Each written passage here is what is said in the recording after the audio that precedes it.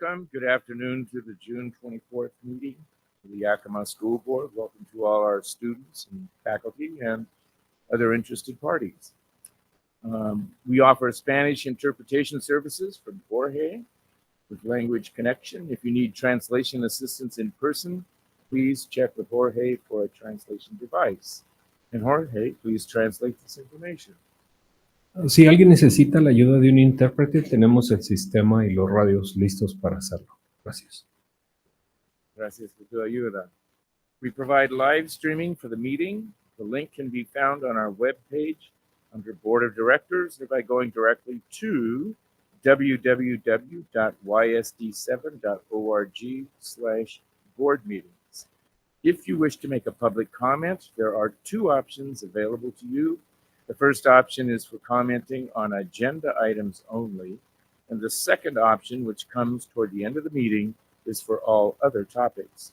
In order to speak tonight, you will need to sign two forms, a sign-in form and read and sign a guidelines form. If you are interested in watching past meetings, you may find them on our webpage's YSD YouTube channel. Now will you all join me in the Pledge of Allegiance?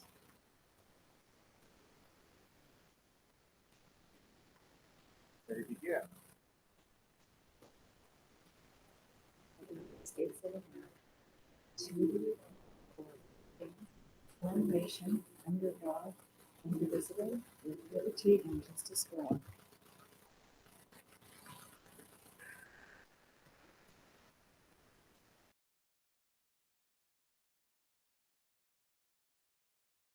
Today, the schools of the Yakima School District rest on the ancestral lands of the 14 confederated tribes and bands of the Yakima Nation. Hoy las escuelas del Distrito Escolar de Yakima descansan en las tierras ancestrales de las 14 tribus y bandas confederadas de la nación Yakima. The people of the Yakima Nation inhabited more than 12 million acres. La gente de la nación Yakima habitó más de 10 billones de acres. Across Adams, Benton, Chelan, Douglas, Franklin, Grant, Kittitas, Klickitat, and Yakima counties. En los condados de Adams, Benton, Chelan, Douglas, Grant, Franklin, Kittitas, Klickitat, y Yakima. Today we honor those native peoples who are tied to the land through history, legends, and culture. Hoy honramos a estos pueblos originales que están vinculados en la tierra a través de historias, leyendas y culturas. We acknowledge the descendants who live in the world today. Reconocemos a sus descendientes que viven en el mundo de hoy. We thank the caretakers of this land who have lived here and continue to live here since time immemorial. Agradezcamos a los guardianes de la tierra, quienes han vivido aquí y continúan viviendo aquí desde tiempos inmemoriales. An acknowledgement is a simple, powerful way to show respect. Un reconocimiento es una manera simple y poderosa de mostrar respeto. And a step toward correcting the stories and practices that erase indigenous peoples' history and culture. Y un paso hacia la corrección de las historias y prácticas que borran la historia y la cultura de los pueblos indígenas. It also honors the truth. También honra la verdad. As a school district, we will continue to build upon our relations with the Yakima Nation. Como distrito escolar, continuaremos fortaleciendo nuestras relaciones con la nación Yakima. Yes, we will. And the word of the month for June, character word, focused. A state or condition permitting clear perception or understanding. Pay particular attention to. Enfocado. Un estado o condición que permite una percepción o comprensión claras. Poner atención especial a. Pardon the dangling participles. Okay. We have a moment of silence today to honor 4 former school district employees. Glenda Jensen, Rodney or Steve Albin, Rose Pinky Riemenschneider, and Dale Henry Saylor. So all of those folks passed away recently. We'd like to honor them with a few moments of silence. Please join me.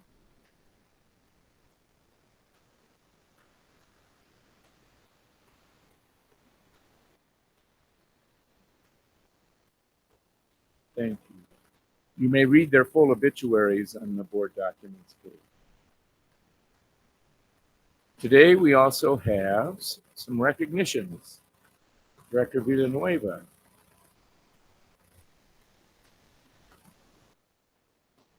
Yes, thank you. The Board of Directors would like to recognize the following outstanding student athletes who placed at the WIAA State Championships for Spring Sports Programs. If you're here today, well, I guess we can't shake hands because the table is in the middle.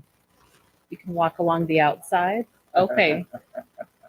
If you're here today, please come up and we can ask you to shake everyone's hands. And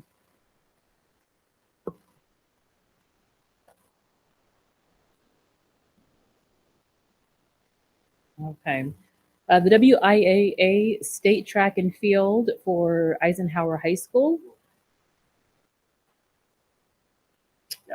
I'm going to read your name. I'll start with you. There. No. I'll start with you. What are you, Javier or Miguel? Aiden Garcia, 4th place, co-ed, unified, 100 relay.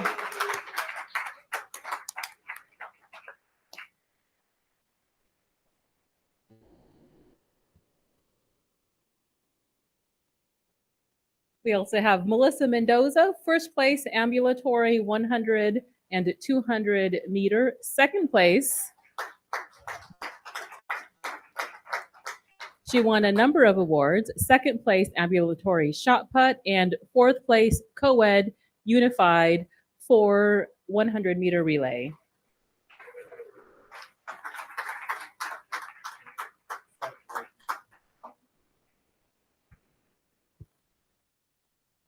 Next, we have Jolette Ibanez Sanchez, who received 3 awards. 2nd place, ambulatory javelin. 3rd place, ambulatory 100 meter. And 5th place, ambulatory shot put.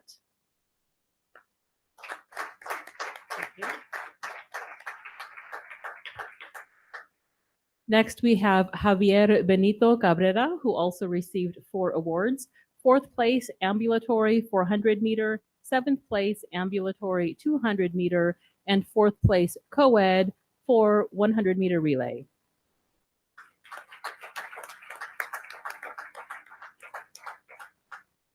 Next is Miguel Falcon, 4th place, co-ed, unified for 100 meter relay.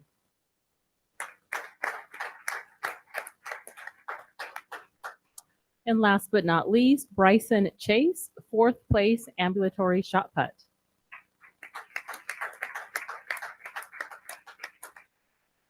And special recognition to Mr. Phil English, track and field coach.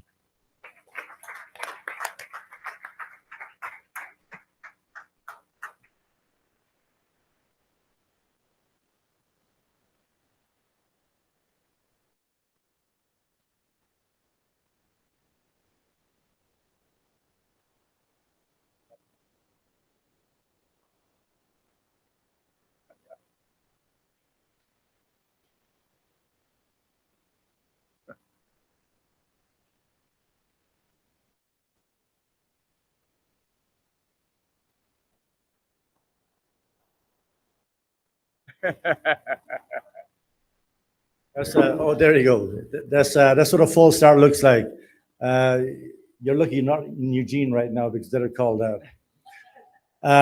Thanks very much for the recognition of these outstanding individuals. Let me just give a brief explanation of what Unified is. This is the first time that this has ever been put into a state meet. So we have an ambulatory individuals, like on a relay, 2 ambulatory individuals, and then 2 members of say, the regular team. But in order to, we had a tough time determining, okay, how are we going to, we know how our ambulatory kids have, we have 5 on the team. How are we going to pick those other kids? So we just had some kids volunteer, but it came with a price. If you volunteer for the ambulatory, you could not compete in a regular district event. So they gave up their district event in order to compete. And we actually had more people than we could use that volunteered, and Aiden being one of them.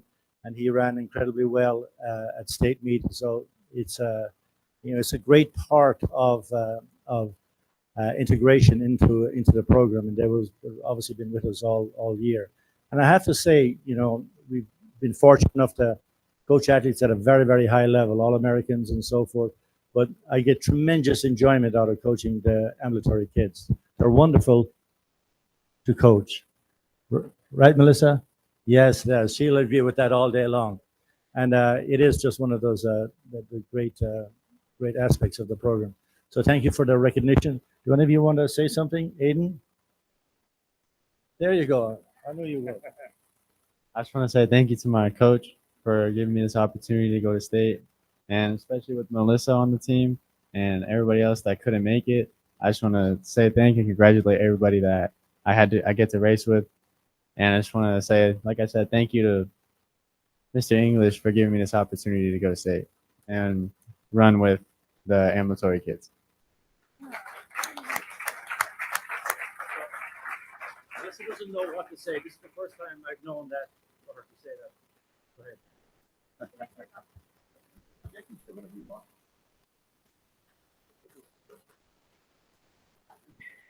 You're always talking to me. Why don't you just talk to the mic? I enjoy being in track and field. I made a lot of friends, especially Mr. English. Really? Yeah. And he's the best coach. Oh, yeah. I didn't pay.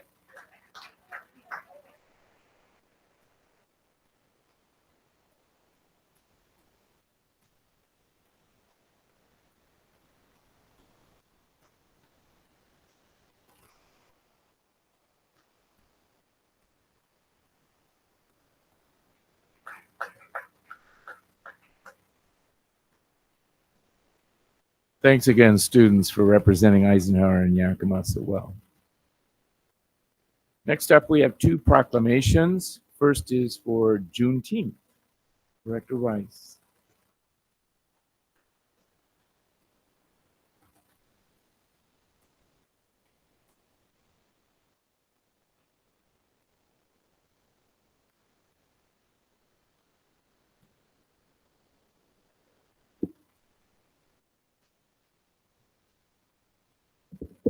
I just need to get this big enough so I can see it. State of Washington Proclamation. Whereas on January 1st, 1863, President Abraham Lincoln issued the Emancipation Proclamation, setting in motion the end of slavery in the United States of America. And whereas ending slavery was a critical milestone, but it persisted in southern states. Oh, I lost the mouse.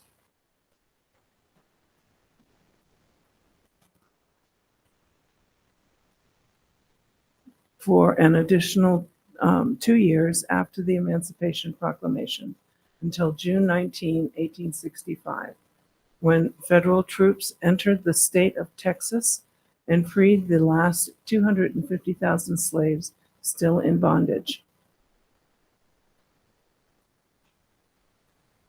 And whereas, also known as Freedom Day or Emancipation Day, Juneteenth is the oldest known public celebration of the ending of slavery in the United States, honoring the unforgettable legacy of resistance, spirit, and notable contributions of the African Black diaspora. Thank you. In the building of this nation. And whereas Juneteenth is a celebration of community and perseverance of African Americans,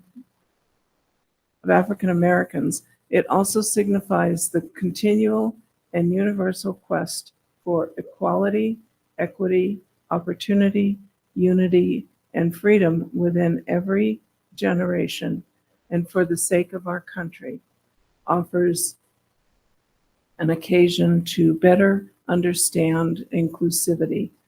And whereas in Washington State, Juneteenth was recognized as a day of remembrance before becoming a legal holiday in 2021, And that same year, the U.S. Congress passed the Juneteenth National Independence Day Act, establishing June 19th as the 12th U.S.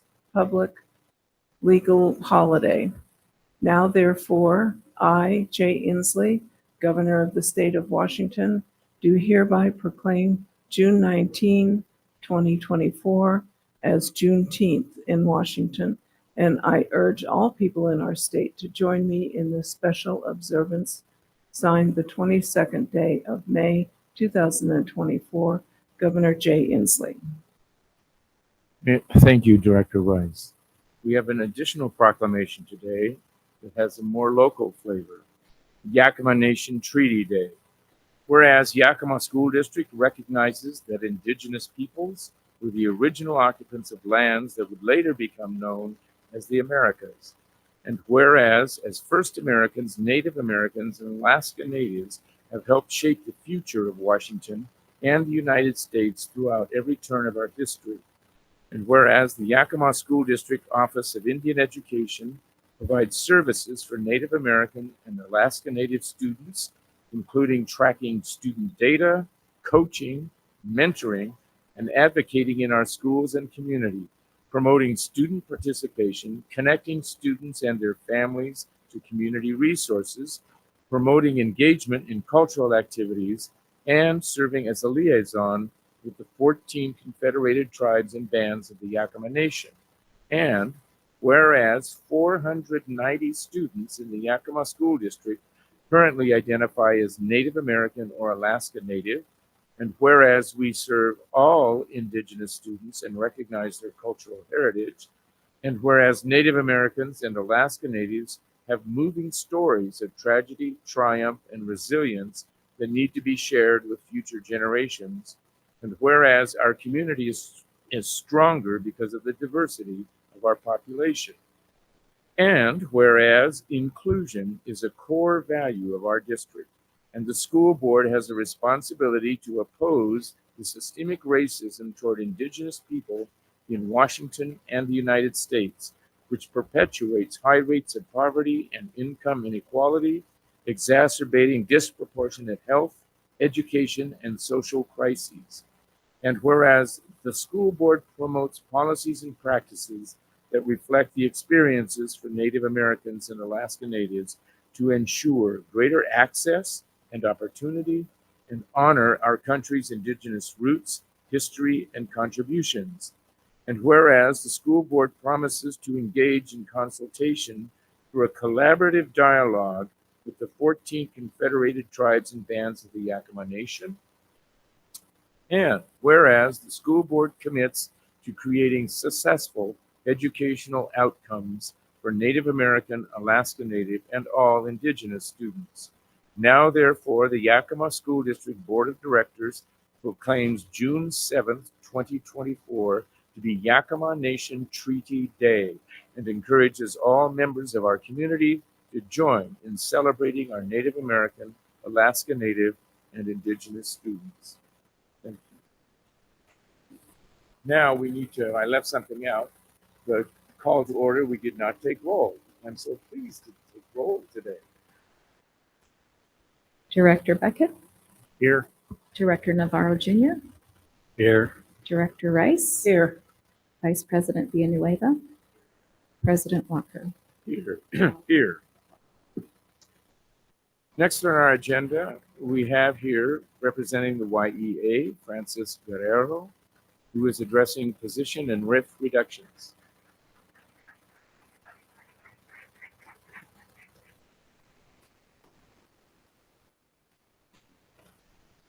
Good afternoon. Thank you all for being here.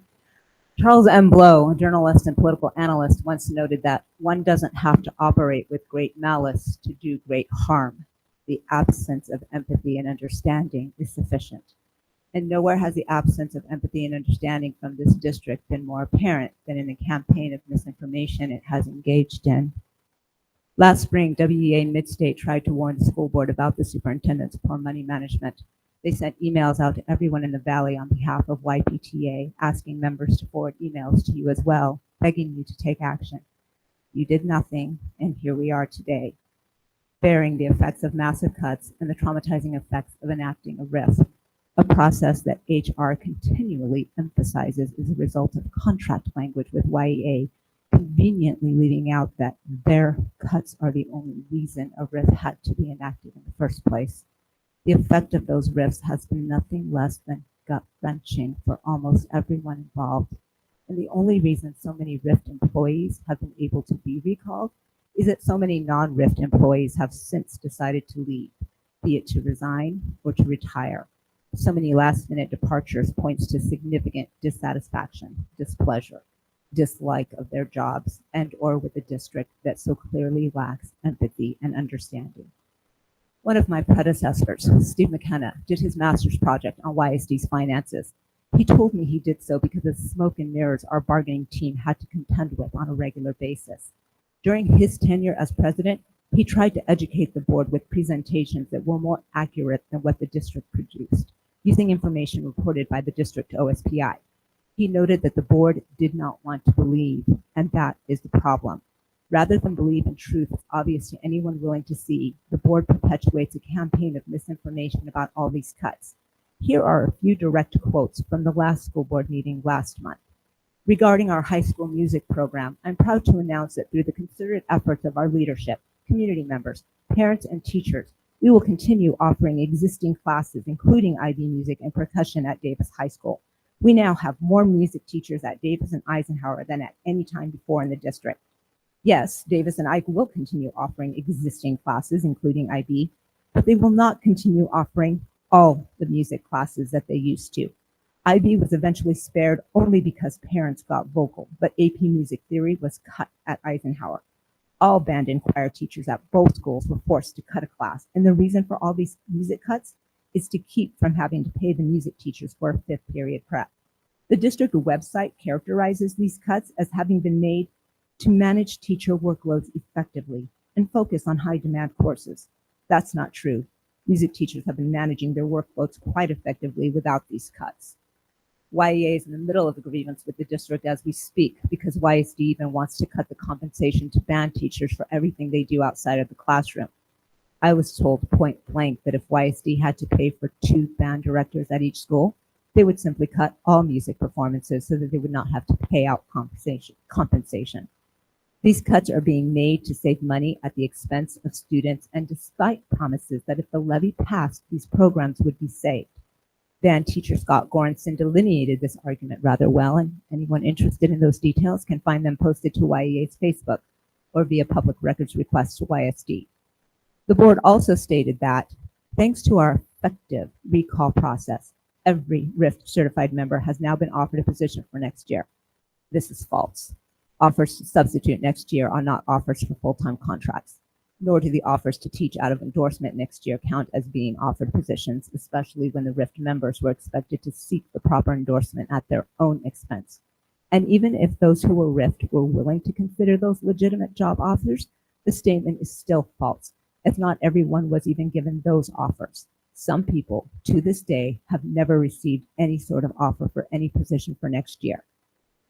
Declining enrollment means fewer migrant students are coming through is not true either. The majority of students who enroll midway through the year, indeed who enroll continuously throughout the year, are migrant students. Our ELD and ELL classes at Eisenhower were so packed, we had to ask over a dozen students to volunteer to transfer to Davis in mid-March. The board noted that this fall we will maintain the 3rd highest staff to student ratio in Yakima School District history. And as McKenna noted, this is precisely part of the problem. If enrollment was declining, there should have been a hiring freeze, especially at central services. Instead, you created a situation where over 100 people were fired, even if it was only temporary for most of them, though you did not apply that same policy to your own staffing. In the middle of a budget crisis, the staffing levels at central services should not be 2/3 higher than it was before this administration. No matter how creative you get with your definition of sound fiscal management, nothing justifies that kind of staffing when this kind of a budget crisis exists. Nothing justifies exorbitant compensation for anyone when the district is still, to this day, making cuts. The superintendent is always ready to point out how these cuts are happening all around the state.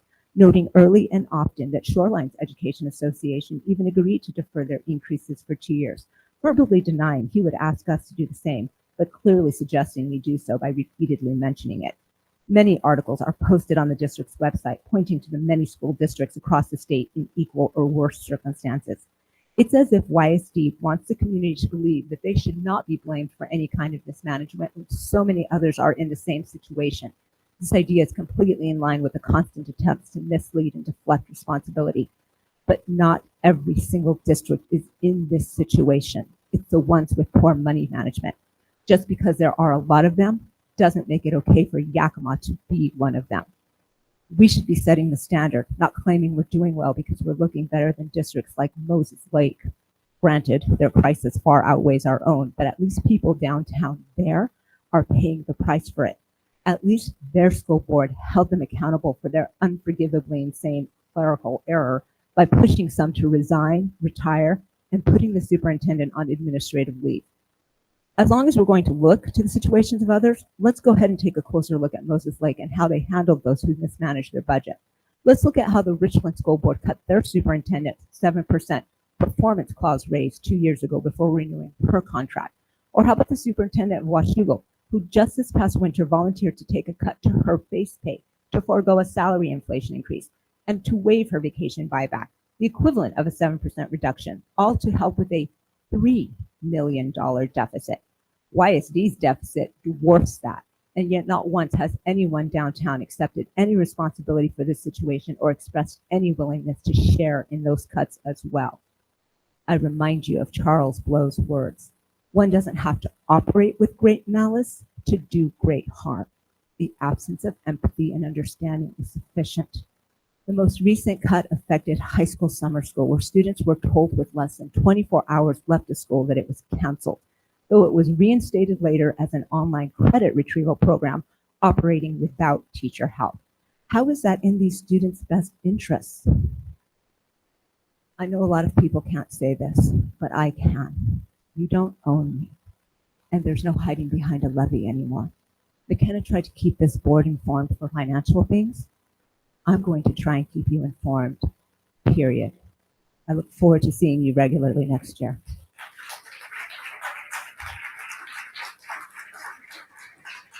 President Walker, I noted that Ms. Guerrero was referring to written or typed notes. Could we get a copy of that, please, for the record? Thank you.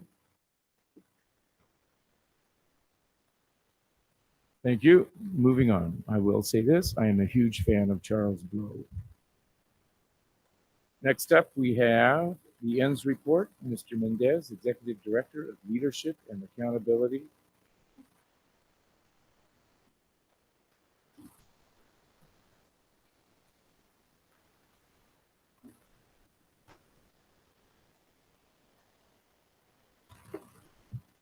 Well, I'm not Mr. Mendez, but I hope that's okay.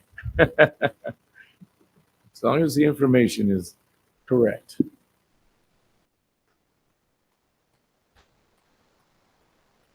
All right, so good evening, and thank you, actually good afternoon, and thank you for having me back this year for a second go around on end goal number 1. We got some updated numbers, so we wanted to bring that back to you. And for those who don't know me, I'm Lucas Jaeger. I am the principal for Discovery Early Learning Center. Yeah, all right, we're gonna go to the first slide here.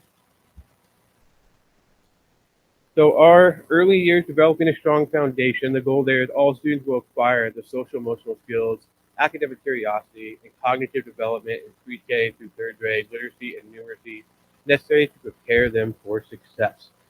Before I move on, I just want to kind of point out these 4 pictures that I have up here. The first one is one of our teachers who is helping with communication during lunch. We're going to get into numbers and data, school improvement plan numbers, WA Kids numbers, things like that. But not all the learning is reflected in those numbers. And so I just wanted to give us a minute here to focus on the learning that is happening outside of those numbers. Like right here, Kim is working with these kids, teaching them how to communicate using a text communication system. They don't have a voice. Just imagine going through the day with duct tape on your mouth and not being able to communicate and how frustrating that would be. Because of the work of Kim and other teachers, those kids are able to communicate, they're able to interact with the world, share their needs, share their interests, share their wants, share their appreciation, things like that. We have another teacher that in the OT in our building who do a great job of working with kids who struggle with walking. We have some kids that are in wheelchairs or in other things to help them walk, and they work tirelessly all year so that those kids can be moving on their own from crawling to walking by the end of the year. It's just great progress and great things that are happening. It just opens up a world to those children as they go on into our other schools and things like that, just be more independent, interact their environment more. So there's just so much more at our school. I just want to make sure everybody is aware of that we are doing there. Our next picture here is Winona Nagel. She's using GLAD strategies with our students in our special education class. To the right of that there is a spaceship that one of our paraeducators made, Gabby Odio. She made that for her class as they were doing a space unit. The kids just got to do dramatic play with that. You can see a little kiddo there in a full spacesuit. I mean, they were doing space missions. It was awesome. And then on the right there is a mom and her child who goes to our school. That's from our winter celebration. So we replaced our winter celebration of Christmas carols and kind of a pageant thing into a learning experience where families got to come and they did 3 rotations and they were focused on standards that our kids are working on. And so the kids were getting a fun time. They got to take home a do-it-yourself hot chocolate bag. They got a bracelet. I can't remember the third. Oh, they got Play-Doh as well. But the parents got to see how they could do those activities at home and still work on their kids' reading and writing and math skills and fine motor skills and social skills. We're trying to partner with our parents on this progress with their children on meeting these standards.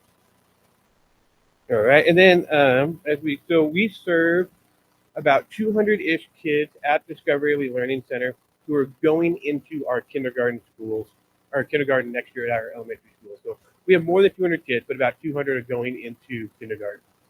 This is our SIP data, our school improvement data. We as a building decided that these were going to be the 6 areas that we were going to focus on: letter names, letter sounds, counting, quantifying, following limits and expectations, and interact with peers.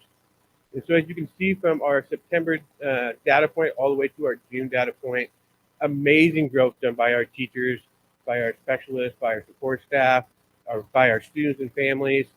We went from 18 to 78 or 72. Can't see that far. I need my glasses.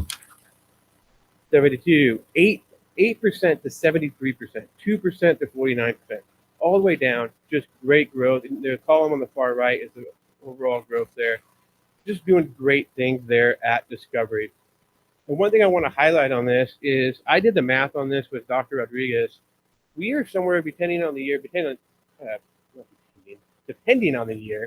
we are anywhere between 10 and 20% of the overall number of kindergartners coming into the Yakima School District. So we could just rock it. We can get all those kids to 100% and we can be amazing, but it's still not going to hit the overall number of kids at the Yakima School District reaching kindergarten standard when they come in the law kids assessment, because there's still 80 to 90% of our students who are outside of our preschool. And so one of the things that we really want to focus on moving forward is how do we get in collaboration? How do we partner with our community partners? And we've already taken some steps there. That's a big part of getting the overall WALD Kids numbers up, is how do we collaborate with our community partners and our families. So here are our WALD Kids standards. And so the state reports it as kids who meet all 6 of the standards, and then cognitive, language, literacy, math, physical, and SEL, they separate it out as well. So you can see there on the bottom, we went down a couple percent in all 6. We went up a couple in cognitive, down a couple in language, up a couple in literacy, up a couple in math, down in physical, and down in social emotional. And then here they break it down into different categories. And I think we went down a little bit. Oops, sorry. So you can see we went down in some, we went up in some. We had big growth in one, and we had some big losses in another. I looked at this again with Dr. Rodriguez, and I saw a trend that it goes, we go up a little bit, we go down a little bit, go up a little bit, we go down a little bit. This year is actually a year that we went down a little bit, but the overall trend is still going up. And I want to mention that in just because we don't have all the answers. That's another reason why we need to collaborate with our community partners out there. Why are the numbers going up and then down every year, but still maintaining an upward trend? But there's got to be something going on. We don't have all the answers. I don't have all the answers. Let's collaborate with our partners out there and figure out what we can do to keep that going up, but up every year and not an up and down trend. And then some more of our the different categories there. I think you guys all have those numbers in front of you. And then any questions?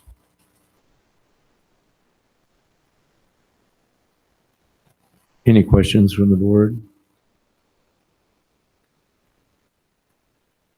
I'm wondering if we have a handle on, you said that there are 10 to 20%, we have 10 to 20% of incoming kindergartners in the early childhood program.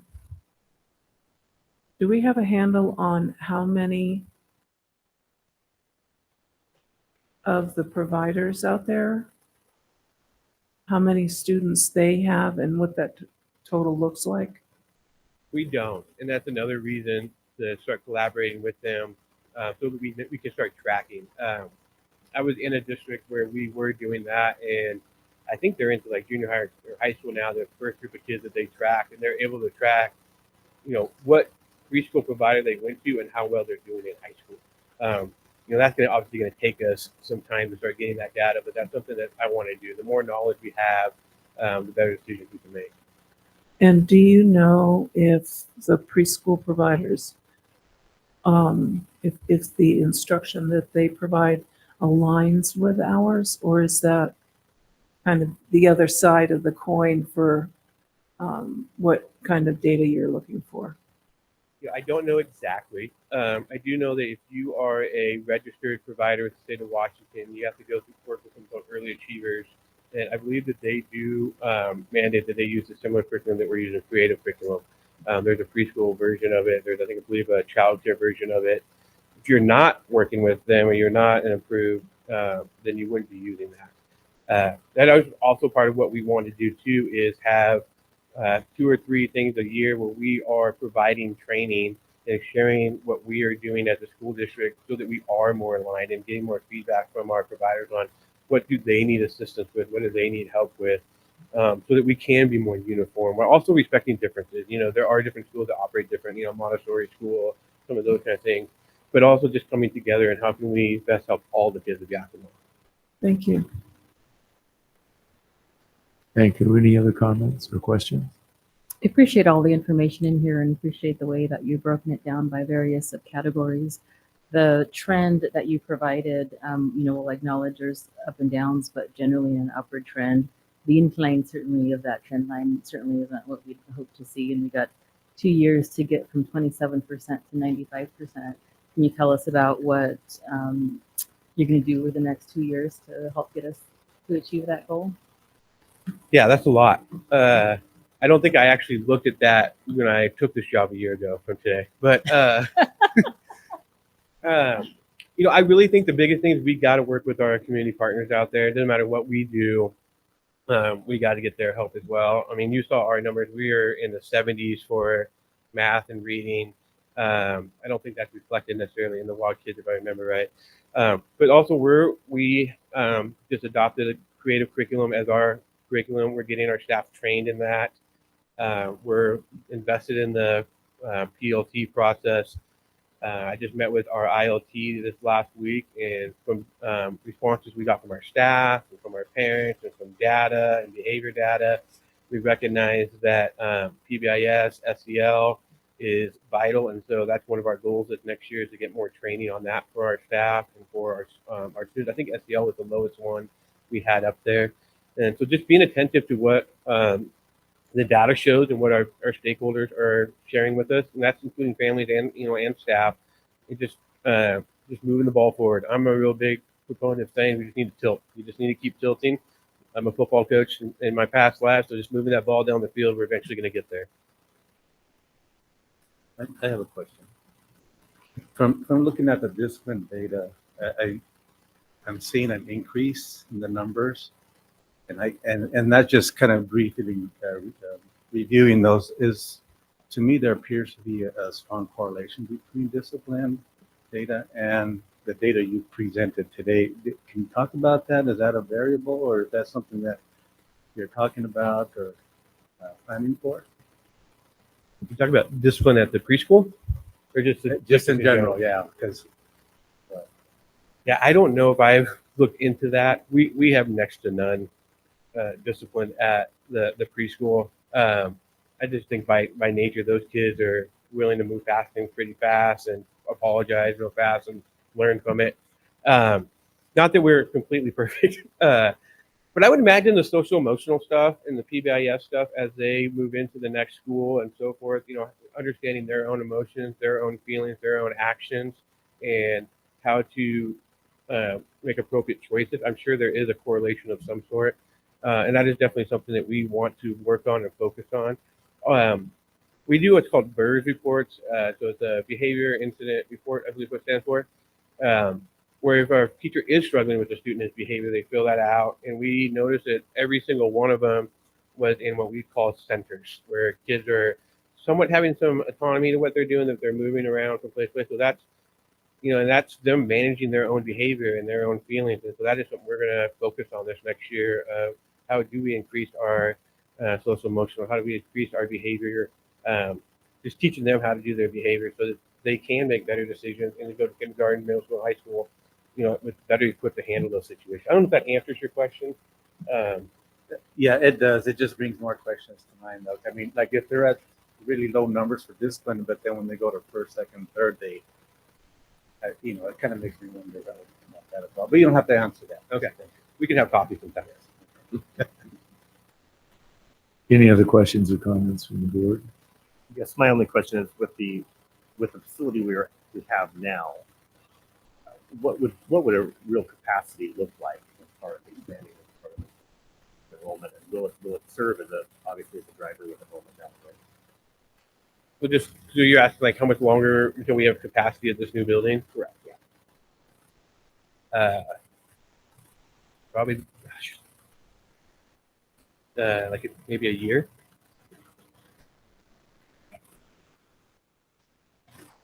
Sorry, as a point of clarification, we have a year before we're at capacity at Discovery Early Learning. Is that Right. Now there are some. Question and We're a answer. little Okay. different than elementary schools or middle schools. We're not just necessarily open enrollment.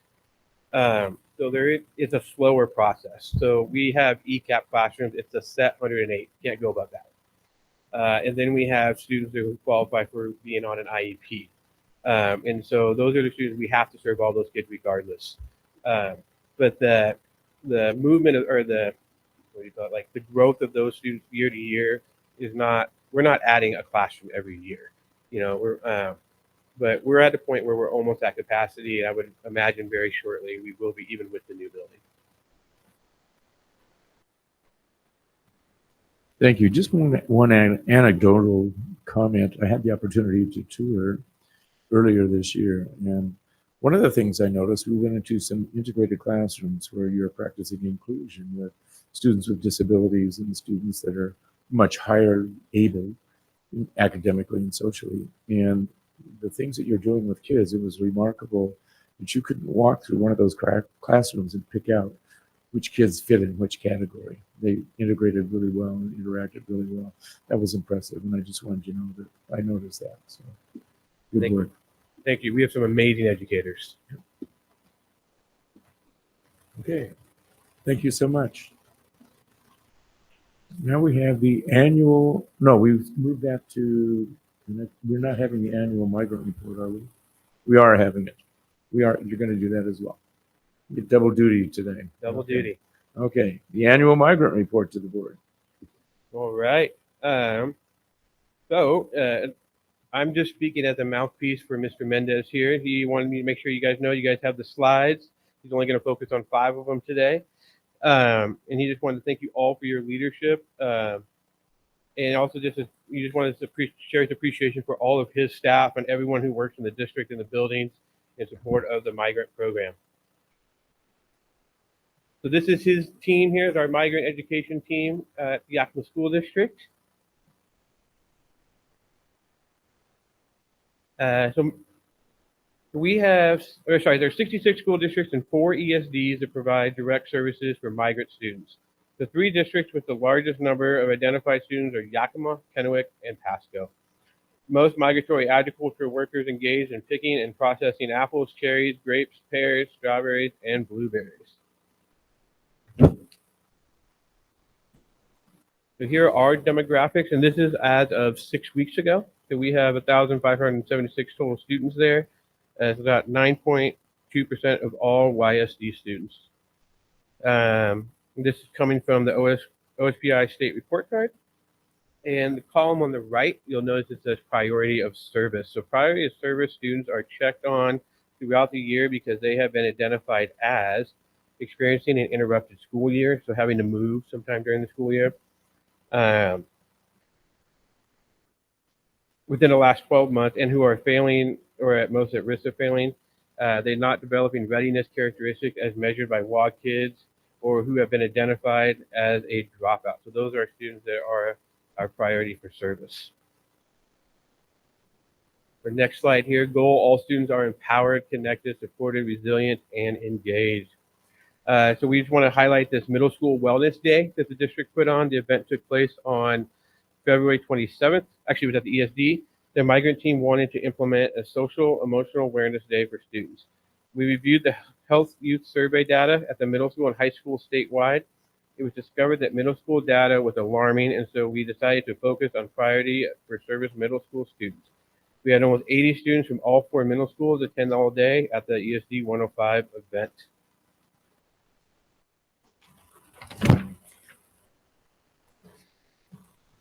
Next, there was a migrant vision screener clinic. Dr. Pearson from Bellevue has a grant that provides free vision exams for YSD migratory students. Students needing eyewear get to choose glasses free of charge to the family. So Dr. Pearson, he's visited for the last 2 years. He's worked closely with our migrant nurse, Angelica Alcala Sanchez. He utilizes this grant to work directly with migrant students who did not pass the YSD eye exam. If a student is in need of reading glasses, he will contact their family to see if they have insurance. If not, the grant will cover the cost of new eyewear. Students get free glasses that arrive 3 to 4 weeks later, and we appreciate his advocacy and support for our migrant students. Any questions for Mr. Mendez? Any questions or comments from the board?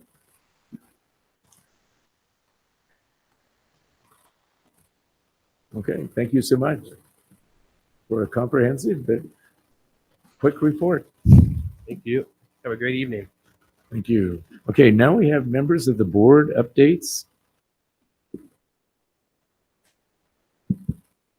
I just have one. We're working on the superintendent's evaluation letter, and it's ready to go back out to the board for final review. If you have comments on it, it'll come to you either tonight or tomorrow.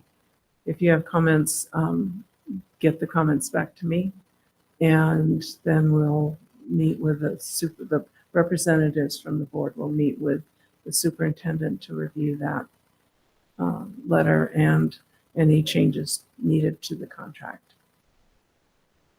Thank you so much for picking up that ball and running with it. Not a problem. Happy to help. Yes, I do have a few comments. I want to just address the my absence over the last few months from board meetings. So, as the board knows, for the last 4 months, I've been struggling with an illness, and in the month of June, it became a life-threatening illness, and so that required some hospitalization. So and I know the board is aware of that, and so I just wanted to thank the board for understanding and patience. I know that being down one board member can cause some difficulties, some challenges in terms of meeting quorum, and so I do apologize. I know I had informed our superintendent that I would be at several board meetings, and I was the third board member, and so, but at the last minute, I just couldn't do it due to my health. So I do apologize to the board and to our district for missing those meetings and causing those that needs to be canceled due to not having quorum. So, but I do thank the board for the patience and understanding. Also, the superintendent cabinet, I appreciate their support as well. Also, there's, wherever I went, especially when I was at the graduation ceremonies, I had countless teachers and staff provide me with words of encouragement and support and indicated that they were thinking about me and my family and sending prayers my way. So I do appreciate that. The support was incredible. I do appreciate the kindness and the well wishes. I'm grateful for that. And it did provide some comfort, especially during these rocky times that we find ourselves in, not just due to the illness that I experienced, but just to the board work, the work that we do as a board and as I do as a board. So I did get a lot of positive feedback and comments from our community and teachers and staff that while we are going through some difficult challenges at the present moment, that they're very supportive. So I do appreciate that. And I'm back, but just know that this is an ongoing process for me. I'm still recovering. And there is a possibility that I could miss a meeting or two in the future. So again, I just want to thank the board. And also my wife she's a counselor at Robertson.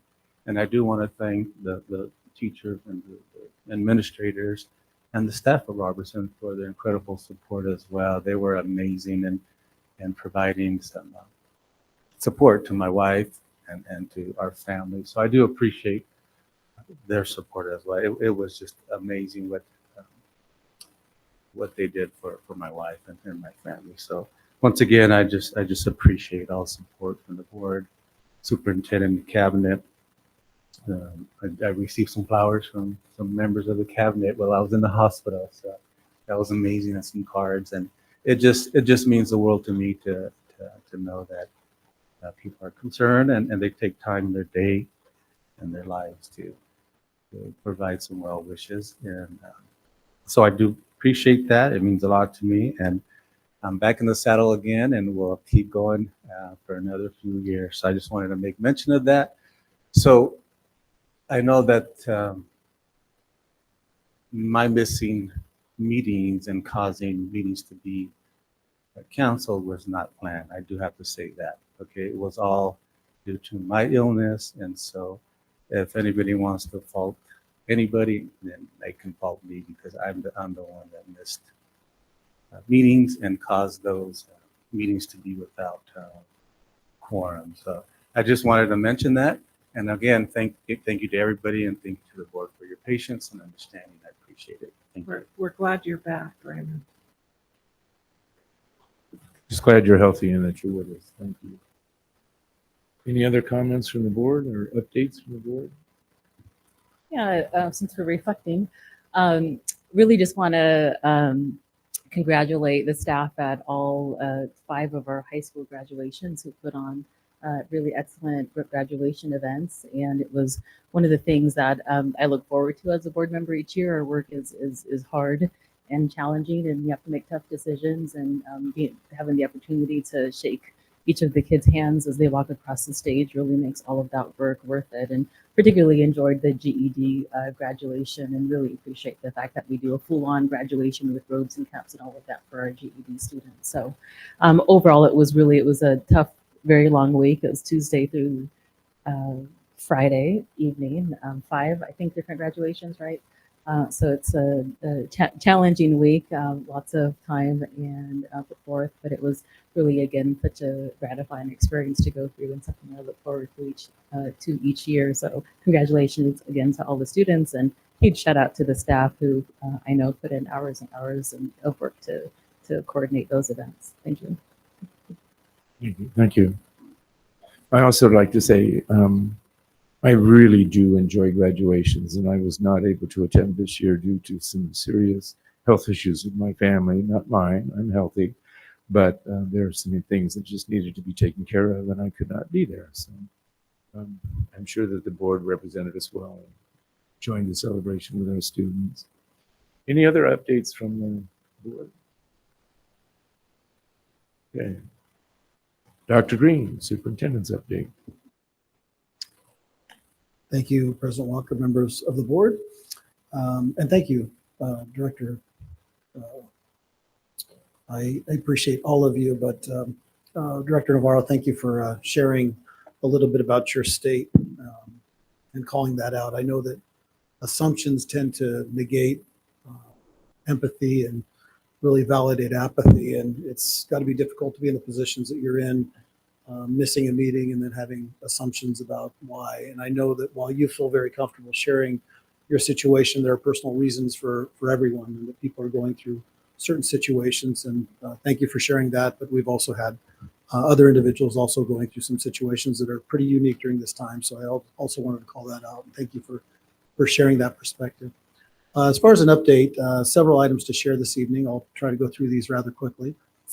First, I've shared with you, but I think it's good for the public to be aware of some of the issues that just happened in the district. And this is one where we had a flood at Washington Middle School Friday night. And I just want to give kudos to our maintenance department for getting on that right away. But we will be facing some renovations there over the summer. And the library will be off limits for a while as we do some summer school there and service our students in that setting. Not moving the location, but there will be some damage to repair in that facility. Also, speaking of schools, on a more brighter note, I'm very pleased to share that we had 5 schools in the Yakima School District that were identified as part of the Washington School Recognition Program. And they are Adams Elementary School for growth in 1 or more students, Garfield Elementary, growth for 1 or more student groups, Gilbert, closing gaps for 1 or more student groups, Roosevelt Elementary School, growth for 1 or more student groups, and Whitney Elementary, closing gaps for 1 or more student groups. So that came forth out of OSPI and the State Board of Education. A little late. I don't know why they're so behind on their acknowledgement. This was a 2022-23 recognition, but it was just notified. So hopefully their next notification will be much more expedited. Other items. I spoke with President Walker about moving the special education report for this meeting. We're moving that to the July. So I wanted to call that out in case you did not see that email.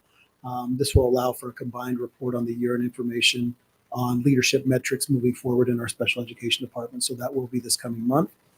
I'm also proposing, I'm not asking for any conversation or decision here this evening. I simply wanted to make sure I called some of these items out for your, so you can think about them and how you would like to respond when I do reach out. But I do propose that we move the scheduled board meeting from July 9th.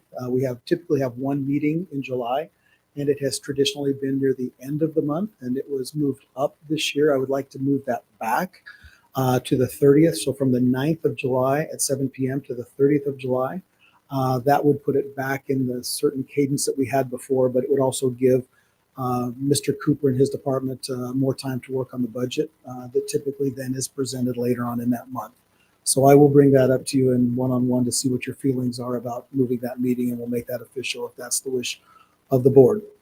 Also, Director Villanueva, with whom I had a great meeting this, I guess it was last week, we were talking about the budget, and I don't want to claim your idea for this, but if we do move that July 9th date to the 30th, then we still could use that July evening time to have a work study session on the budget with all of us present, and Jake, and of course, anybody who would like to be in attendance on that evening of the 9th. So I will reach out with you about that as well. I've already spoken to Mr. Cooper, and we can make that certainly happen that night. And I believe that it would be time well spent. We've not had a typical work study during that July month, but it would be something that I do recommend, and I'll touch base on you with you on that as well.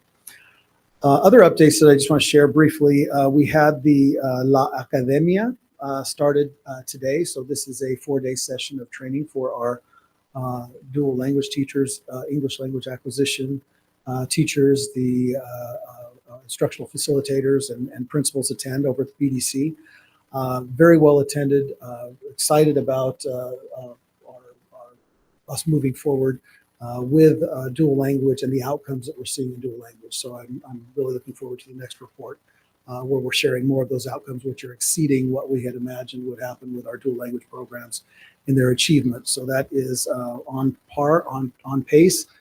In addition, there was representation from OSPI there today, and I was able to speak with their representative. And again, just kudos for what we're doing, and a strong desire to have it replicated across the state, and the service that we're providing through our multilingual department, and in serving our students and the great work that serving our students, but also our teachers and the work that they're doing and collaborating on behalf of our students.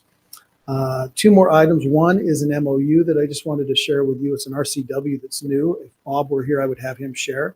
But there's a new RCW provision, and it's about contracts to perform government activities will now need to be approved and authorized by the governing party, which means that there will now be on the consent agenda MOUs that have been happening between the ESD typically and YSD, and those are quite frequent, but that's going to be something, the consent agenda, you have not seen before. So there will be more contracts, MOU contracts coming through in the consent agenda. I wanted to draw your attention to that. And then the last item that I'll share with you, and thank you, Director Villanueva, for talking about graduation. I echo your statement there. It's just great to see the work that has gone into our students over the last 12, 13 years, or even the last year for those that move into our district, or shorter amount of time. But to see our staff there and our parents and our community acknowledging the success of our students at the traditional high school, non-traditional settings, just fantastic. And that brings me to the legislative part of my share out this evening. I want to also then let you know that I've been working with several superintendents around the state to bring a convening together of superintendents at the University of Washington.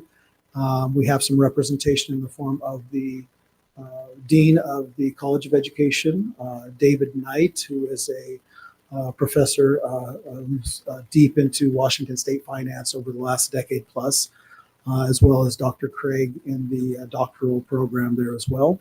We have roughly 15 to 20 superintendents coming from around the state with a goal to align requests from the legislature that would serve all of our districts. But I think the more ambitious goal that we have is to come up with a recommendation for the legislature within the next couple of years on what a equitable funding model could look like in the state of Washington.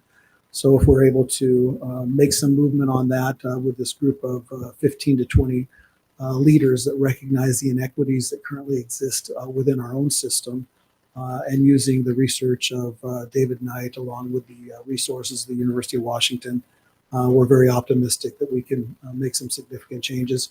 The first convening will be July 1st and 2nd, held in the Othello branch campus of the University of Washington.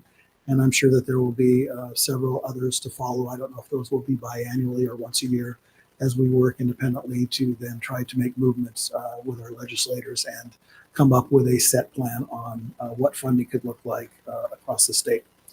And with that, I'll turn the time back over to you, President Walker. Okay, thank you so much. Next up, I believe we have calendar updates and future agenda topics. Kirsten have a report today. Is Kirsten here? I thought I saw her earlier. Oh.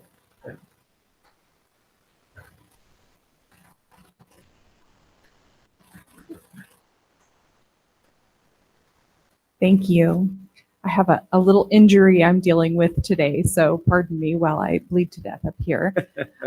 Barb, if you wouldn't mind pulling it up, I'd be happy to read off the events that we have. Yeah, I can't see that. As Dr. Green already alluded, we do have summer school that is beginning on July 1st, and that will go through the end of July on the 29th. And just a reminder for everyone, everything that we're working hard for to provide service to our students, the first day of school is August 22nd, 2024. And of course, we have our upcoming school board meetings in August, which will be on the 5th at 4 p.m. here in Central Services, and then another on August 20th at 7 p.m. in Central Services. Thank you. Can I ask a question? Yes. Are we doing a summer feeding program this year? Do you want to elaborate on that?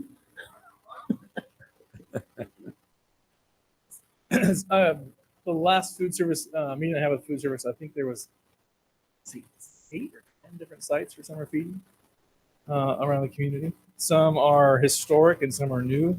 We also had, I believe, we had some issues with refuse cleanup at some of the city parks, so we've had to move some of our locations, and we do still have summer feeding programs going on. It has changed a little bit because there's also Sunbucks, which is a new program by the state of Washington that offers EBT cards to students and families.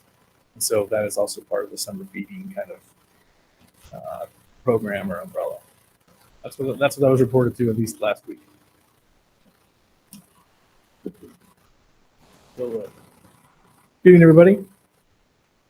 This evening, I'm going to give you the financial report for the month of May for the school district.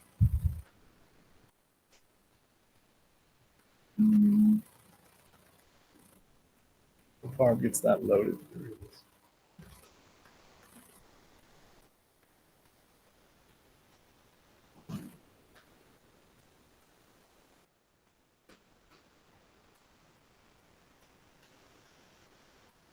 So as we discussed a minute ago, this is the monthly financial report as required by state statute. Your board of directors monthly is to be given the budget status report and then an appropriate presentation needed.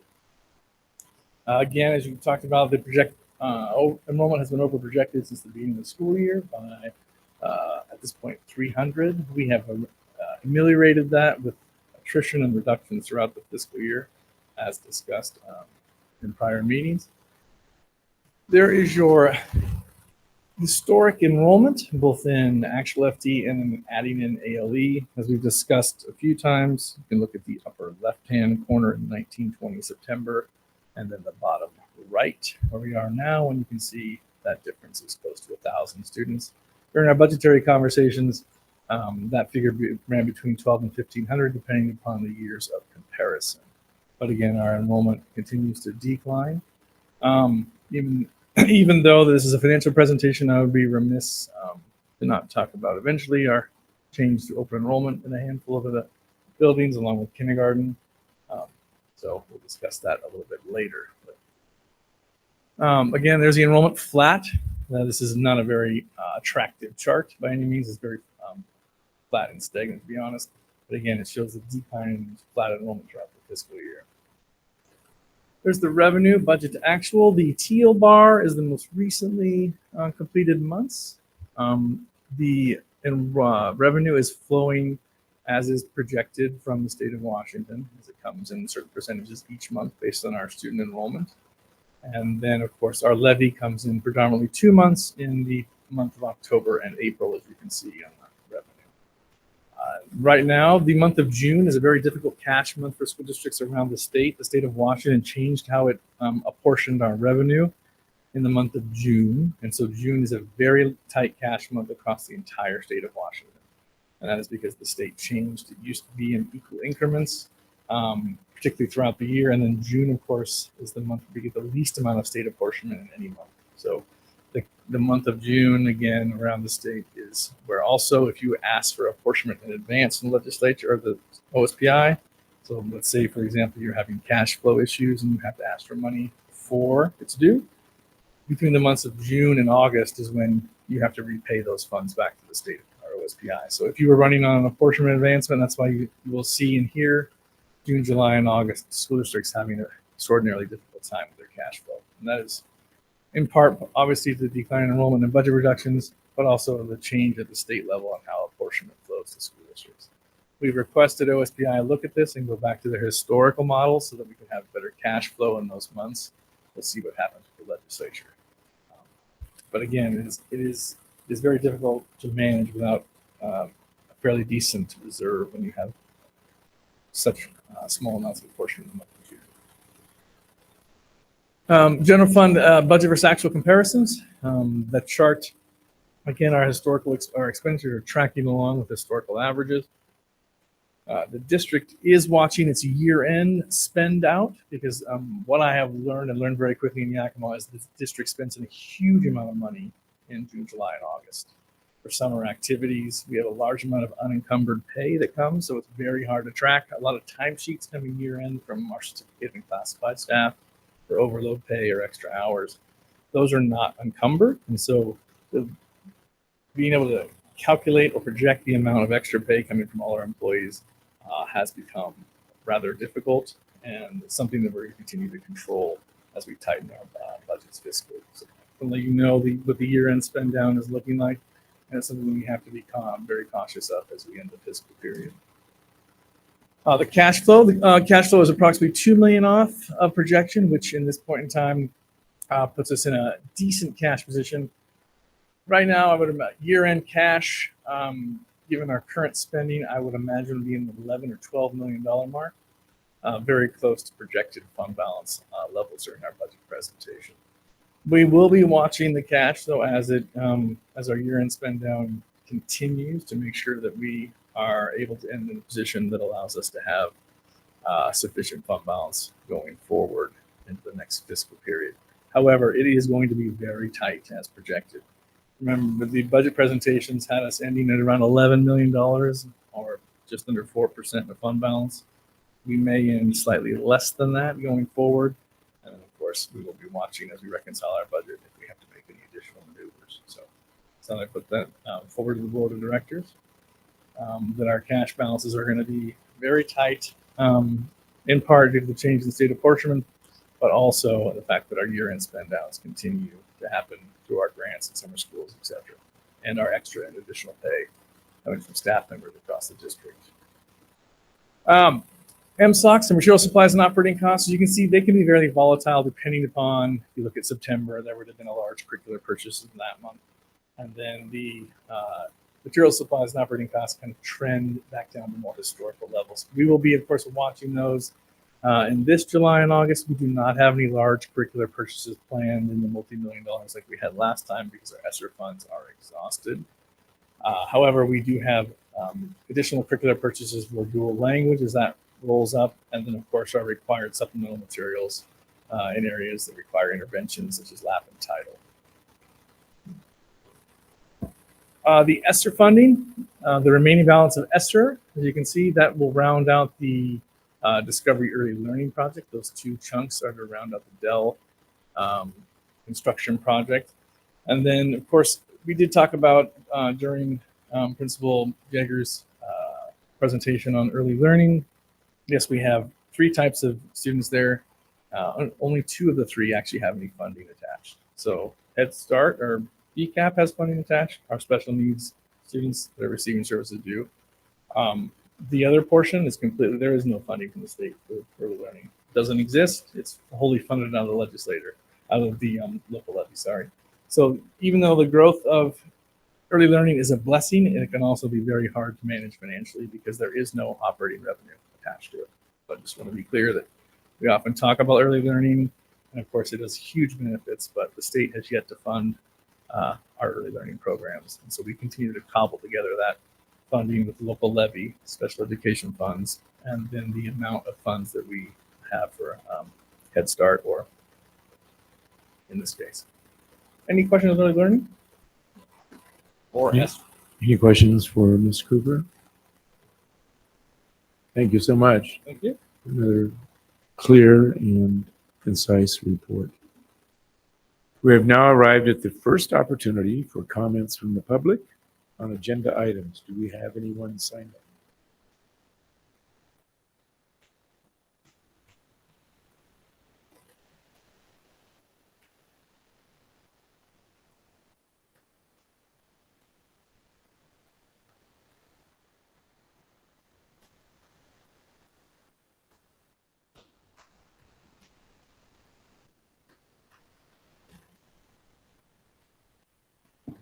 Yeah, that's okay.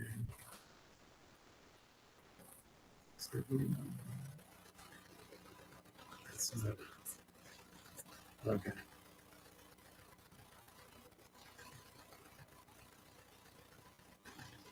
Okay, first we have Kim Wahlberg from Discovery Early Learning. And I need to ask what the topic is if it's an agenda item. On what Francis Guerrero spoke to earlier. Okay. So I'm Kim Wahlberg from Discovery Early Learning. There is no such thing in life as a half-truth. It's a lie that typically uses the manipulation of data and language to mislead others. It's our civic duty to do our due diligence as voters to not just trust the campaign ads. We should check multiple sources, investigate from different angles, ask questions, and most importantly, listen and make the most informed decision we can. As a volunteer board, you routinely set policy by voting on reports provided to you by your directors. Those are the campaign ads. Nobody likes being called out or questioned in a meeting, so most presenters do damage control by manipulating language and data to paint the best picture they can, even if it ends up being one of those half-truths. Recently, the cabinet cut extra prep pay for high school music teachers despite its minuscule impact on the budget, though its impact on students and staff is significant.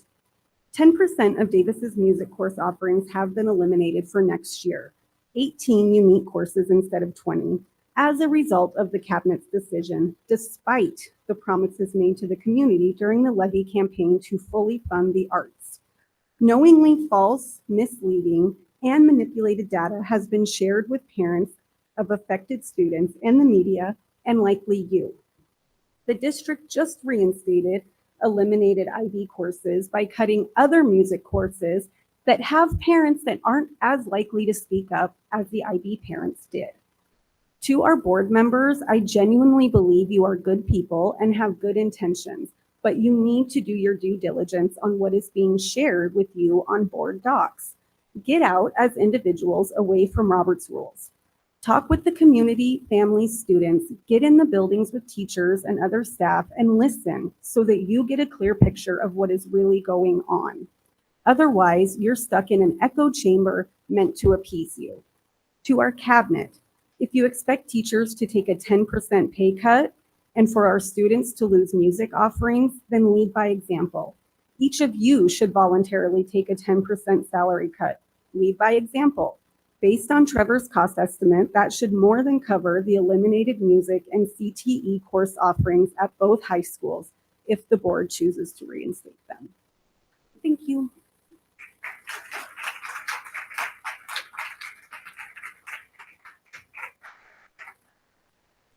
Next up, we have Vicki Dwight, retired YSD teacher, but you didn't list a topic. Is it an agenda item?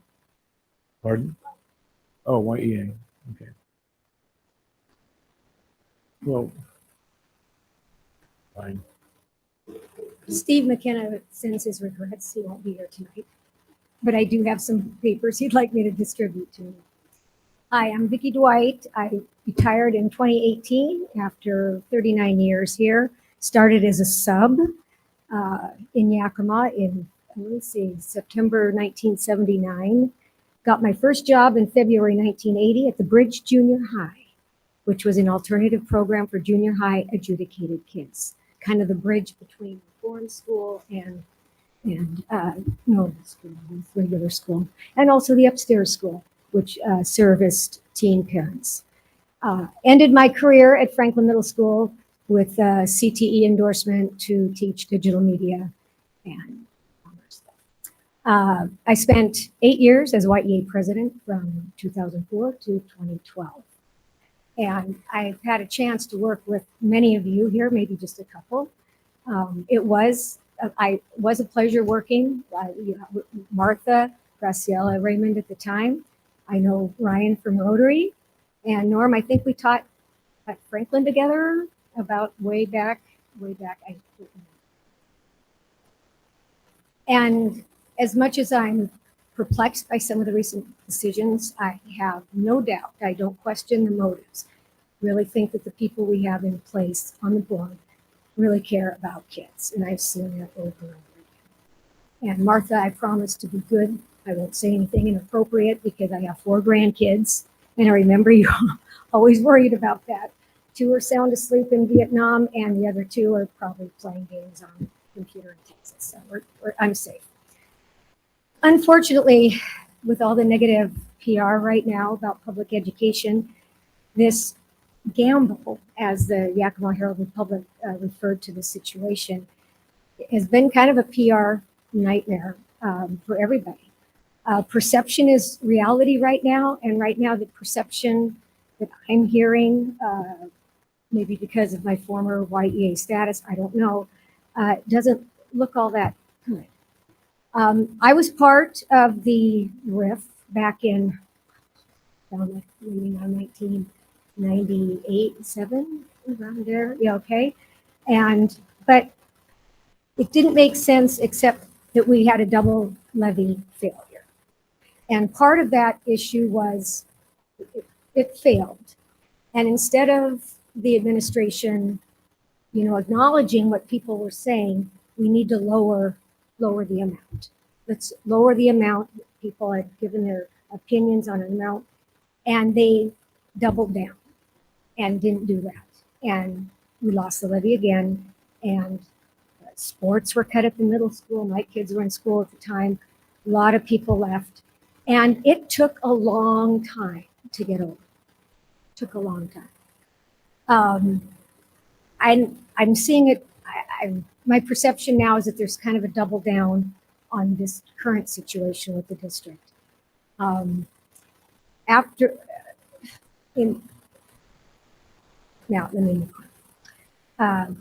watching some of the videos and reading the paper, I've only heard really one response, an acknowledgement. Vicky, that, I'm sorry to let you know your time is expired. John, you said I could talk longer than 3 minutes. What? Do I get a senior discount? Maybe just one more thing. Sorry. It'll be good. Okay. I would just really hope that we would make a more concerted effort to communicate with the community right now. I've only heard one response. It was from one of the meetings that talked about some sort of acknowledgement that some things maybe didn't go quite. But have we offered more of that to the staff, which I'm not sure, or the community? And if not, how do we know that this isn't going to happen again? So basically, what happened? Vicky, I'm sorry to interrupt, but our protocol is called for 3 minutes. We have a very long meeting today. So I'm going to ask, you may submit the rest of your remarks in writing, and we will respond. So thank you.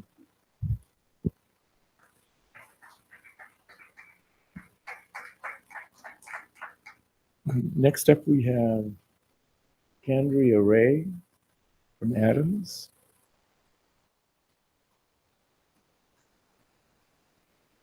Andrea Ray. I have 5 kids in the district. I had 5 kids in the district. One passed away in January. We adopted him at 14. He passed at 23. At the age of 14, he started his schooling in the Valley. We took him to his first school meeting at 14. We were told at that meeting, sitting at the round table at Davis, well, by the time kids in special ed get here to this grade level, they've fallen through the cracks and nobody really cares about them anymore. I have 4 kids in special ed, 4 kids with multiple disabilities. I have the only child in the district that is 100% blind. She has 0 vision. The only vision teacher that has the qualifications to teach my child was not her. She's not coming back. Okay? Where is my child going to learn anything? She is finally making progress. I got a call today from the teacher that has made progress with the rest of my children. One was a shaken baby at 7 weeks. You can shake your head. I didn't do this. Shake your heads, okay? 7 weeks. It takes a real man to do that, okay? The only teacher that has made progress with that 9-year-old boy was let go. her position was eliminated today. What am I supposed to do with my 4 kids that are in the district that have special needs? How do I teach my kids? What do I do with this little girl that is beginning to use a cane? They're nonverbal. Who's going to teach them how to use the machine that is speaking for my nonverbal daughter? Who's going to do that? Nobody's trained to do this. Are we just going to punt and let it go? Is 4 more kids going to fall through the cracks because the district doesn't give a rat's patoot? Who's going to pay for it? Dr. Green, are you going to pay for it? Could you give 10%? It'd be like tithing at church, because I'm broke trying to pay for my kids' education. Yes, I'm done. You can kick me out. The answer would be no, because you don't return my calls. Not one person on the board has returned my calls or answered emails. Go ahead and turn Barb, it off. have you I received can it? get loud. You received No it? one has. No, I'm returned just calls. asking about your call. The calls have been made. No one has returned them. No one has answered the emails. I can talk over a microphone. I don't need. No one has returned the call. Every single one of you have had phone calls. Go ahead and deny it the same way you denied every single other person in the every single parent. Any special needs Casey? parents, go ahead, turn it around and sleep well. We will have, okay.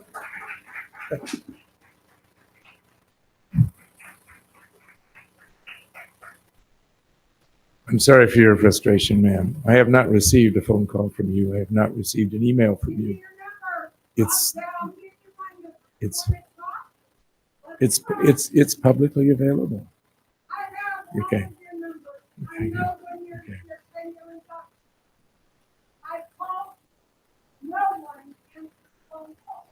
Okay. Well, I'm sorry to hear that. Okay. Sorry to hear that.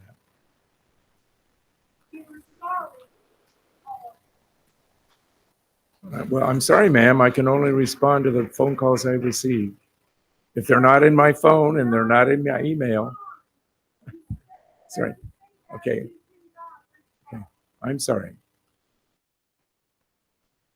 Next up, we have Valerie Williams talking about early learning.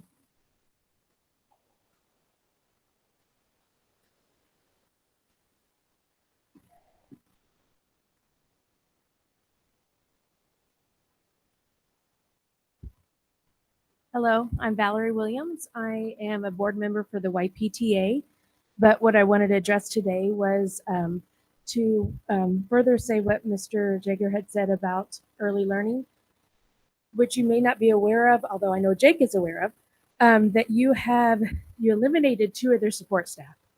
So the family support specialists that are crucial to working with special education students to ensure that the district has all the necessary documentation, rating scales required to qualify a student for services. These specialists played a crucial role in communicating with the monolingual Spanish-speaking parents. Without these positions, there's no one to bridge that language gap, preventing students aged 3 to 5 enrolling in preschool. This will disproportionately affect families who rely on early intervention and support services for their children's education development. So I know that 2 of those positions from early learning were eliminated.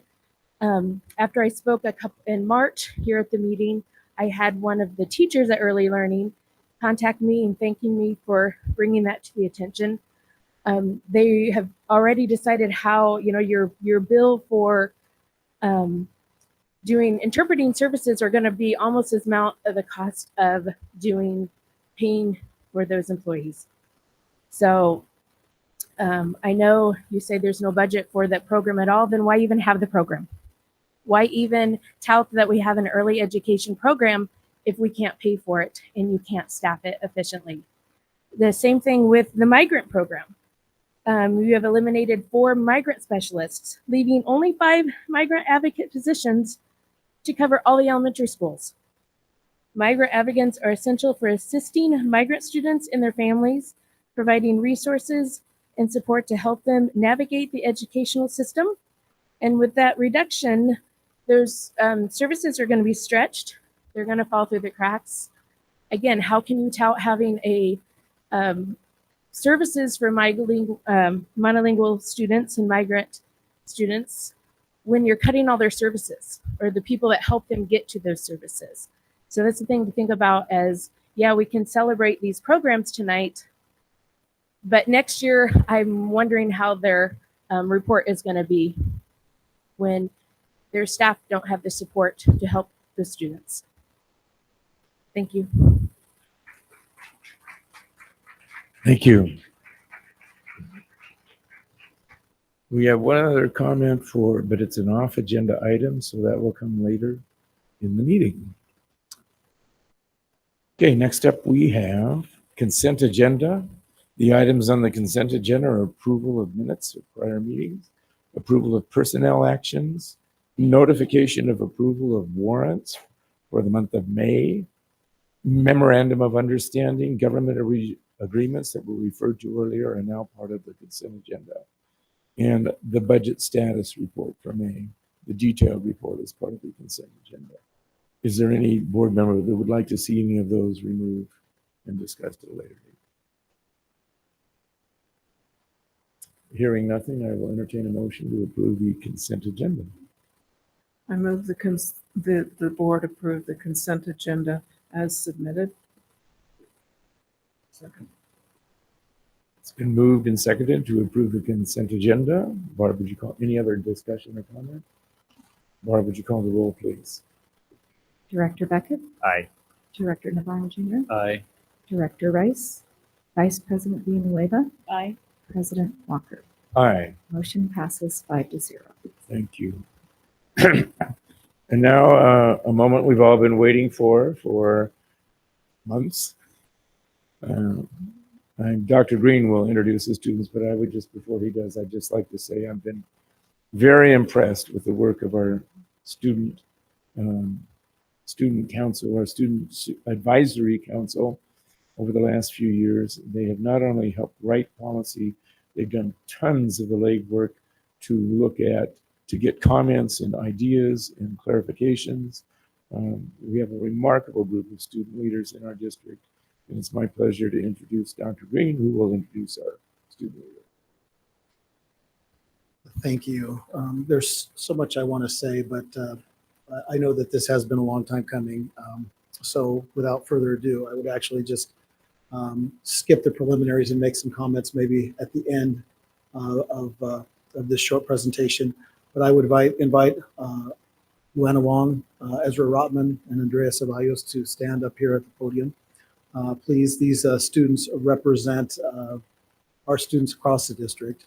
And while we know that they don't speak for every student, they have done so much work to gather as many voices as possible and to compile those together in what would be a very unique policy. And that would be a student voice policy that is being shared with you today. This is approval for policy 0580, student voice policy, for those who are watching or here in the crowd tonight. And so the requested action is that the board of directors approves policy 0580, student voice policy, as presented as a new Yakima School District policy, which aligns with the 5 goals that are outlined on our compass. And at this time, I'd simply like to open the mic and just have you share maybe part of the process, some of your thoughts, hopes, and what you see coming to fruition through a student voice policy. Thank you, Dr. Green. We're very happy here today, and we thank you guys for having us. Today, we want to share a little bit about our policy that we've been working on for almost 2 years now. It'll be 2 years next month. We'll be starting off by giving you guys a timeline and an outline of what we have done. Also, we'll be taking any comments, concerns, and feedback. Good evening, members of the board. So to get into our process that has culminated in this meeting here, we originally wrote our first draft in July of 2022, the three of us, as well as the two other students, with input and support from the larger Student Voice Council. We then have done a lot of feedback through 2022 and 2023. We've presented to all Davis staff, Ike staff, students across high schools and middle schools, including tabling at middle schools, Zoom calls with ASPs, NYV Tech, and Yakima Online students. We've also met with community members through the Yakima Rotary Club, Partners in Education, WASA, AWSP, WASDA, EST 105 superintendents, and the state superintendent. We received over 600 survey responses, with 88.5% supporting student voice as a priority and 82.2% supporting a student voice policy in the draft that they saw. Throughout the process, we've had over a dozen sit-down meetings with Superintendent Green, including official edits.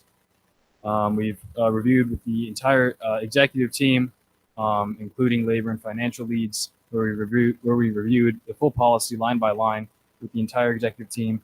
Teaching and learning, labor relations, and financial department leads were all present. Every single member of the executive team provided feedback, and any issues with financial or labor constraints were fixed through adjusting the policy. And then we ended our process by reviewing individually, one-on-one with every board member through October and December of 2023, where we walked through policy and concerns with each board member. And that has brought us to today, where we stand with our policy and ask for approval. And before we do that, we ask for any questions or concerns that we'll be able to address. Are there any questions or comments from the board? I just want to commend you all on all the hard work that you did to put this policy together. It is unique in the state of Washington to have a student voice policy. So you kind of you created the wheel that everybody else is going to use to roll down the hill. It's a phenomenal piece of work. And I know that it took a lot longer than what we had originally intended, but that's not all bad. I just want to thank you for your hard work and for continuing to hang in there with us while we battled some quorum issues this spring. And I'm pleased that we have this before us today. Thank you. Thank you, Director Rice. Any other questions or comments? I echo Martha's comments, and I'm excited to be here today and want to thank you for all the work that you all have put into this policy, and appreciate you outlining all of the support and input rather that you've gotten from all of that long list of stakeholders. I think that's probably the most stakeholder feedback on any policy I've been a part of. So appreciate all of that time and effort that was put into that. And to Martha's point, it has taken some time, and it's one of the challenges or opportunities maybe of any kind of governance process. It takes a minute or two to get to the end goal, but at the end it tends to be a very strong, whatever that outcome is, in this case, a strong policy. So thank you all for all of your work. Any other comments, questions? I also want to ditto what my colleagues had said. I do really appreciate the process, that because I've had discussions with you, and we always didn't agree on certain things, right? So I really appreciate that we're able to come together and come up with a great document, a great policy that we can all agree upon and we can move forward on, and we know that that's going to help to empower students, right? That's what we want to do. So I believe that the process of developing is, I agree with that the process was an arduous and a lengthy one. I think that might be the easiest part. I think the difficult part is implementing it now, and especially when you disagree or you identify something that perhaps we're not doing right, or students are not just feeling that that's benefiting them. So I would ask that you accept that responsibility to indeed be their voice, even when you disagree with us, even when things are not going good for what we think things are going good and you're not. So even when we have differences, so I would lay that responsibility on you to initiate that and to fully implement this to in the way that we intended it to do, and to empower students, but to also help them be successful, not only in the school district, but beyond the school district. So thank you so much for all your work. Thank you. Any other comments from the board? I'll beat the dead horse and say thank you, like everyone else has, and compliment you for the time and effort that you've worked on this and the collaboration. I've vacillated. You guys know this. I have vacillated throughout this whole process on the reasoning, on the need, et cetera, et cetera. At the end of the day, I have really exceptional memories of the leadership program at Eisenhower when I was there. Karen Pache was our leadership instructor, and Lois Spetzing was the vice principal who really ran that operation. And it was an exceptional program. I have more often than I care to count, drawn on lessons that I learned in those situations in my life, my collegiate experience, and in my work. And I certainly hope that this program proves as valuable for our students as that program did for me. So I will be voting in favor of the policy today, and I do thank you. And I will also tell you I'll be watching and listening for the feedback next year and down the road. So thank you all. Thank you. With that, do I hear a motion? I move that the Board of Directors approves 0580. 0580 student voice policy is presented as a new YSD policy. Second. It's been moved and seconded to approve policy number 0580, student voice policy. Any other comments, questions? Laura, would you call the roll, please? Director Beckett, Aye. Director Navarro Jr., Aye. Director Rice, Aye. Vice President Villanueva, Aye. President Walker. Aye. Motion passes 5-0.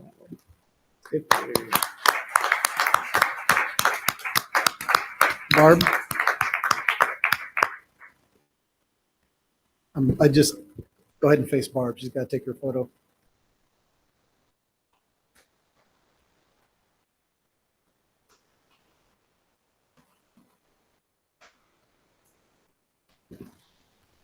I'd just like to Dr. go ahead Green, would and you like to close. add? Yes, it's kudos, and I just can't thank you enough for your example, the process in which you engaged time and time again. I think back over the last couple of months and what you've been able to experience being at several meetings here, and how it was delayed and delayed and delayed, and then having you here this evening, this early afternoon, to be a part of this is really monumental. And knowing that this will stand for those who come after you, it's just fantastic to think about you now being the giants on which other people will stand because of the work, the foundation that you've laid for them.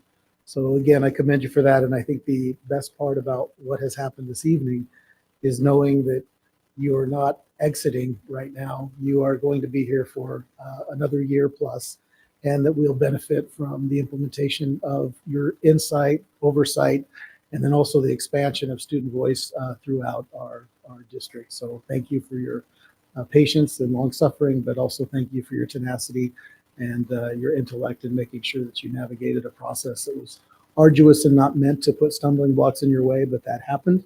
And you were very professional in the way that you weighted and eliminated the challenges that you encountered. And it's a great success. And I'm just thankful for the comments also of our board. And I know that you have the great respect of so many people for what you've done here. And we expect great things, not only in high school, but beyond. And I know you'll be very successful in whatever you engage in after graduation. If I may say a quick word. Thank you all. This is certainly a very joyful moment for all of us, and everybody's put in a lot of work in this policy.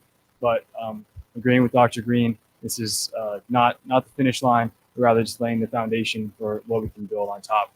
And again, just thank you to the Yakima School District and the board of directors and leaders who have helped us so much, because as much work as we've put in, this would all not have been possible without the support of of everyone who's been involved. So thank you.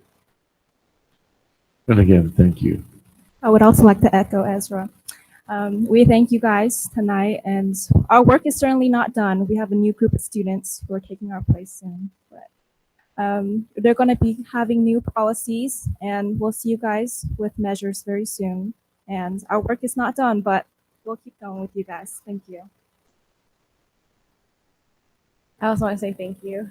I joined a little late, but definitely being that I was kind of hoping that this would be done by this year, being the fact that I graduated already.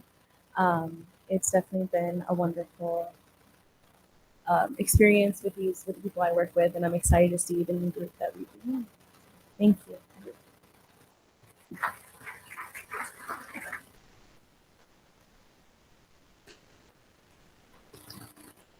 Next up, we have approval of school bus purchases. Mr. Marietta. Thank you. The requested action is that the Board of Directors approve the purchase of one 84-passenger school bus and two 78-passenger school bus from Shetsky in the amount of $724,303. This aligns with all of the YSD strategic plans. The fiscal impact is that this comes out of the Transportation Vehicle Fund.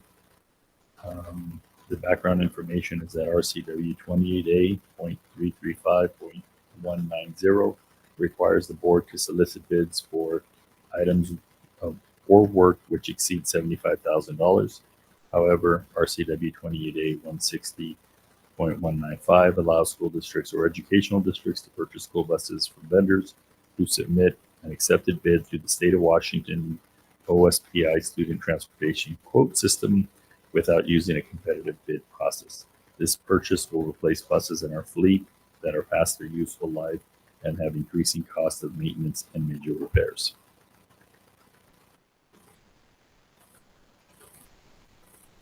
Thank you.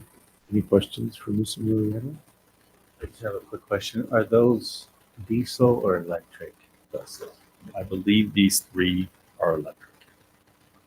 So the difference is we trade in used buses, and with the electric grant, the grant makes up the difference between what the typical combustible engine price is and the electric vehicle price. This will help us economically in the long run as far as less moving parts, there's less maintenance, and they cost less per mile to operate. Typically, the offset would be it's a much higher price, but because of the grant, it works for us. And correct me, I believe that does grant also cover the infrastructure that goes behind charging and maintaining and storing buses? I understand electric buses have to be stored indoors in the winter. Is that true? It is partially true. Okay. It does not cover all the costs because of the area that we're in during the winter. If what happens is that with a combustible engine, what happens is when you have heat in the bus, it comes off of the engine, where with an electric motor, it's the electricity that creates the heat. We use them for the in-city routes, and so we've been able to maintain that without some of the complications that some of the districts that have farther routes. So far it's working. I don't believe this should be the only tool in our tool bag when it comes to transportation, but it is an effective use where it is possible. Thank you for the clarification.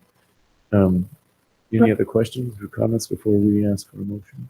Yeah, I'm wondering if we could just get some clarification for the public on the differences in the funds that are in the transportation fund versus the general fund. There may be questions out there as to why are we spending money on buses?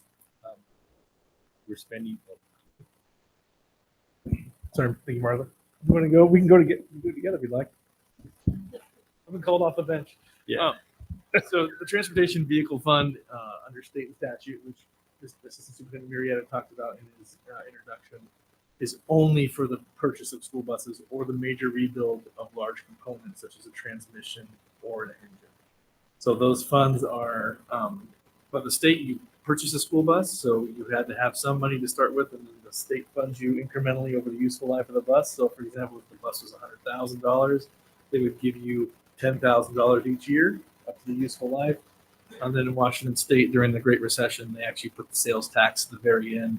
So even if you put out money in the front, you're going to have most of your reimbursement, a chunk of it's going to come in the 10th or 11th year. So every time a school district buys a school bus, it takes 10 or 11 years for that money to come back. And so that's what we're doing now. We're using depreciation funds, which are the funds from prior purchased school buses, to continue to purchase new buses. The advantage of doing electric right now is twofold. One is that the subsidy allows it to be at a reasonable price compared to diesel. The other is that as that depreciation money comes back, it'll be of a higher value. So we could potentially buy more diesel buses or other buses with a higher depreciated amount. The depreciation comes off the full cost of the electric bus. So financially speaking, it seems to pencil currently. And then, of course, Assistant Superintendent Murrieta and the transportation staff are being very prudent on how many buses they add, because we do not want to be like certain districts in Eastern Washington during the last cold snap where their electric buses were sat idle and unusable, similar to what happened on Boston on the East Coast during the last winter storm with Teslas and other electric vehicles that were, down in the snow. So. And we're not able to transfer funds from the transportation fund to the general fund to make up for any losses there, correct? Correct. Those funds, again, are prescribed by state statute, and where they are expended, we could not use bus funds, for example, to provide teachers or staffing positions. Similar to capital projects or a bond fund where it's relegated by state statute and where they can be expended. So we do have money for buses. Again, we do not have additional funds for more staffing. Thanks for those clarifications. Any other comments, questions? Wayne, was it 2 years ago when this first came up? I believe so, yes. So is this a second round of purchases? This will make a total of 6 buses in total that are electric. I continue to be opposed to this, because even though it is a grant, it is still all tax money that comes from somewhere, and it's from all of us. The reality is the Pacific Power grid, the mix of fuel in our Pacific Power grid is not 100% hydroelectric like most people seem to think it is. We are still burning a lot of coal in the Pacific Northwest to create electricity. So shy of having a really great solar installation to charge these, I feel like it's really disingenuous to be looking like we're presenting a green image, when in reality it's still a very diversified mix of fuel that provides power to our grid to begin with. I understand that I am in the minority on that particular line of thinking, but that is the reality. So I'll be voting against it tonight. Thank you. Thank you. Any other questions or comments? Okay, do I hear a motion? I move that we approve the purchase of school buses in the amount of $724,303. Do I hear a second? Second.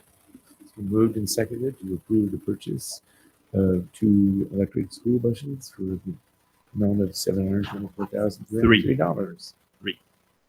Three. Oh. 184 and total of 3. 278. Yeah, 184, 278. Thank you for correcting me. This print is kind of small. Okay. Any other questions or comments? I think we pretty much covered those, but any other comments before we vote? Okay, Barb, call the roll, please. Director Beckett, Nay. Director Navarro Jr., I just don't feel I have a full understanding, so I'm going to abstain at this time. Director Rice, Aye. Vice President Villanueva, Aye. President Walker. Aye. Motion passes 3 to 1 to 1. Thank you. Next up, Dr. Green, approval of resolution number 05.23.24. Thank you, President Walker. Approval of resolution number 05.23.24 is delegating authority to the Washington Interscholastic Athletics Association. And what this does is it allows the board of directors to delegate authority to control, supervise, regulate inter-school activities consistent with rules and regulations of the WIAA. This is something that we do every year as part of our participation under the umbrella organization of the WIAA. And also, in addition, as part of our agreement, we would be billed for a fee for statewide membership officials and coverage through the entity. So the request today is to then authorize and approve the resolution number 05.23.24. Thank you. Any questions or comments? Do I hear a motion? I move approval of the resolution 05.23.24 delegating authority to WIAA. Second. Moved and seconded to approve the resolution. Any other questions or comments? Barb, call the roll, please. Director Beckett. Aye. Director Navarro Jr. Aye. Director Rice. Aye. Vice President Villanueva. Aye. President Walker. Aye. Motion passes 5-0. Thank you. We've now arrived at a second opportunity for public comment. We have one person signed up. Debbie Blodgett Goings from Roosevelt.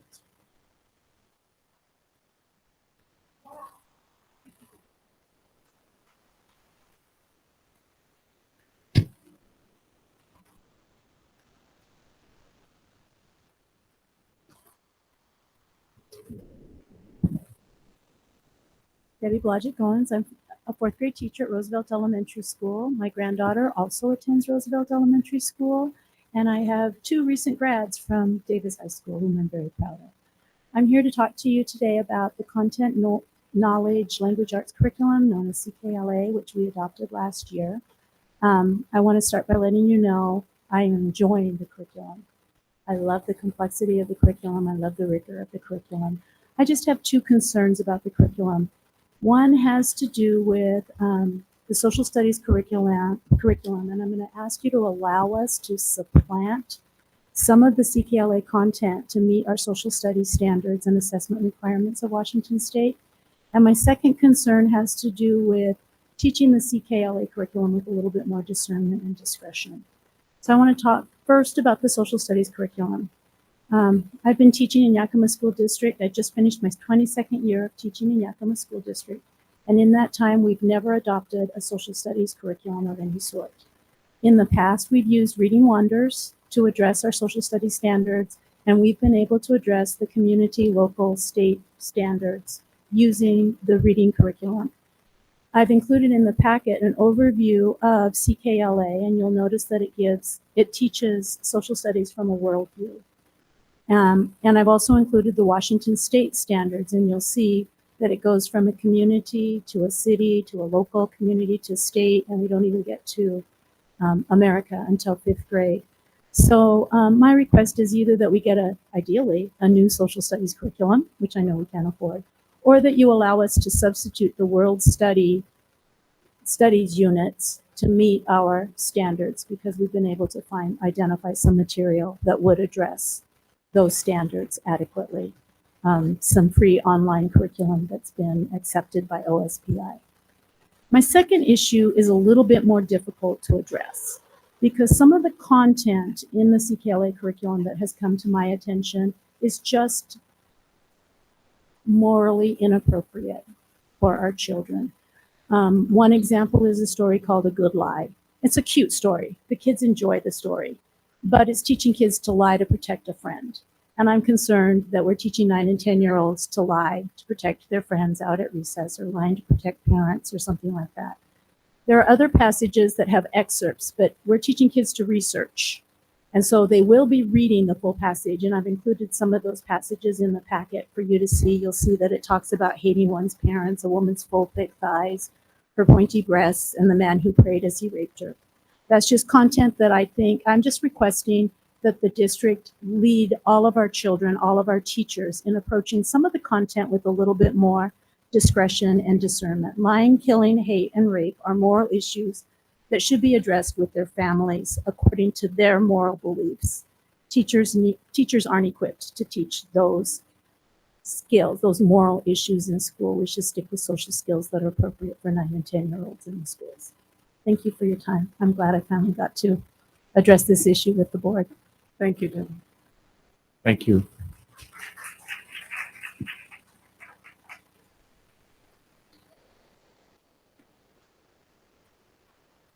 And last up, we have Shannon Ruiz, choral teacher at Davis High School.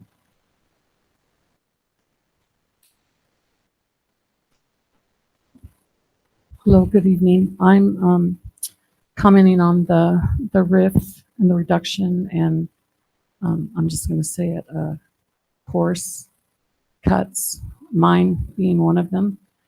Thank you. I respect all of you. I thank you for your time, and as I agree with Vicki Dwight that I know that you all have our students, the community, and the district at the forefront, and I know that you're doing the best that you can. I'm asking that you give back the classes that you collapsed and you cut. It took me 17 years to build a successful choir program. I can understand getting a pay cut if my job performance falls short, but this is not the case. I have award-winning choirs. At the end of the school year, I was called into Principal Hasty's office, and she pointed to the whiteboard. One of these choirs goes away. You choose. It was so the district wouldn't have to pay me for the extra prep pay. Show choir was the one that I cut. Why? I spend many hours preparing this choir, to name a few: performances, graduation. You were bragging about that earlier. Winners, we had choreography. I was so proud of that choir. Winter Showcase, which is, these are special performances outside of, they're specific to that choir that require more prep time. Including Night of Music, which is Broadway type, includes solos, duets, trios, songs with choreography. The students are going to be asking me, Mrs. Ruiz, why can't we do these performances anymore? They're hungry for that sort of thing. So it's the students that are getting hurt first. My students, I think of them first always. On a personal level, we lost our son last year. He was 37. He was a physician assistant. He was buying a house 4 doors away from us so that he could be close for when take care of us in retirement. I drive by that house every day. We didn't want to sell the house. He used to rent it to healthcare providers because he was single. He was engaged, ready to get married, and he did that as a way to give back to them for traveling nurses. I can't drive by that house every day. We'd have to sell both of the houses, and the other half of me doesn't want to sell it because I want to remember him. Well, we can't rent it out. Why? We can't rent it out because it's a liability. We don't have it. It takes a while. We have a lawyer trying to transfer the ownership over. So we're still making 2 mortgages now. We wiped out our savings burying him. So on a personal note, yeah, this pay cut, it hurts. I wanted to put a face to it. It's not just on paper. Oh, well, these cuts are happening. It's very personal for my students and for myself. And I appreciate you. Hopefully you find a way during this financial meeting to find a way, other ways. I beg you to find other ways because it hurts. It hurts. And I know that you're hurting too. I know that you're hurting too, to try and find a way. Just try to find another way. That's all I ask. Thank you. Thank you. I'm sorry for your loss, but thank you for coming today.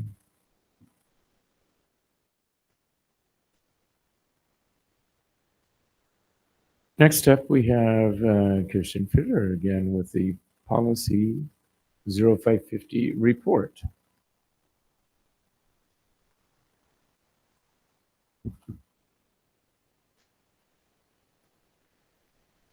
Good evening, school board and cabinet. For the record, I am Kirsten Fitterer, Executive Director of Communications and Engagement. I would like to highlight our progress and achievements in the Student Voice Initiative.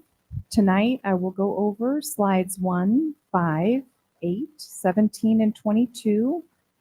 I know, however, that you have had the presentation in its entirety ahead of the meeting in English and Spanish for your review, and in light of the length of tonight's meeting, I will conduct a brief summary. Additionally, I want to thank Marcello Scambellari, who has moved on to serve the community at ESD 105. He has given his time and commitment to our student voice work thus far, and we are very appreciative. Slides to highlight. For slide 1, reimagining student voice. The comprehensive initiative focused on reciprocity, action orientation, and being co-designed and student-led. This approach aims to dismantle inequitable systems and center the work on students. Slide 5, where we are today. Key accomplishments, as we experienced this evening, include passing not only the student voice policy tonight, but Equity Policy 0550, establishing the Student Voice Council since 2020, drafting a student voice policy, and implementing various programs like the Summer Internship and Leap Fellows program. Slide 8. Focus on creating structures. The Lead Fellow internship offers flexible spaces, incentives such as grant funding, and a transparent design focused on impact. The structure supports students' involvement in decision-making processes. Slide 17, student voice policy process. As witnessed this evening, this policy process is one of the most robust initiatives in YSD's history, and as mentioned this evening, likely in any district's history, involving feedback from over 1,200 stakeholders and gaining over 80% support. It is a pioneering policy in Washington State and potentially nationwide. And finally, slide 22, our student voice outcomes. The program has received significant grants and many awards, expanded to other districts, and students have presented at various conferences and engaged in advocacy activities. These outcomes demonstrate the program's wide-reaching impact and success.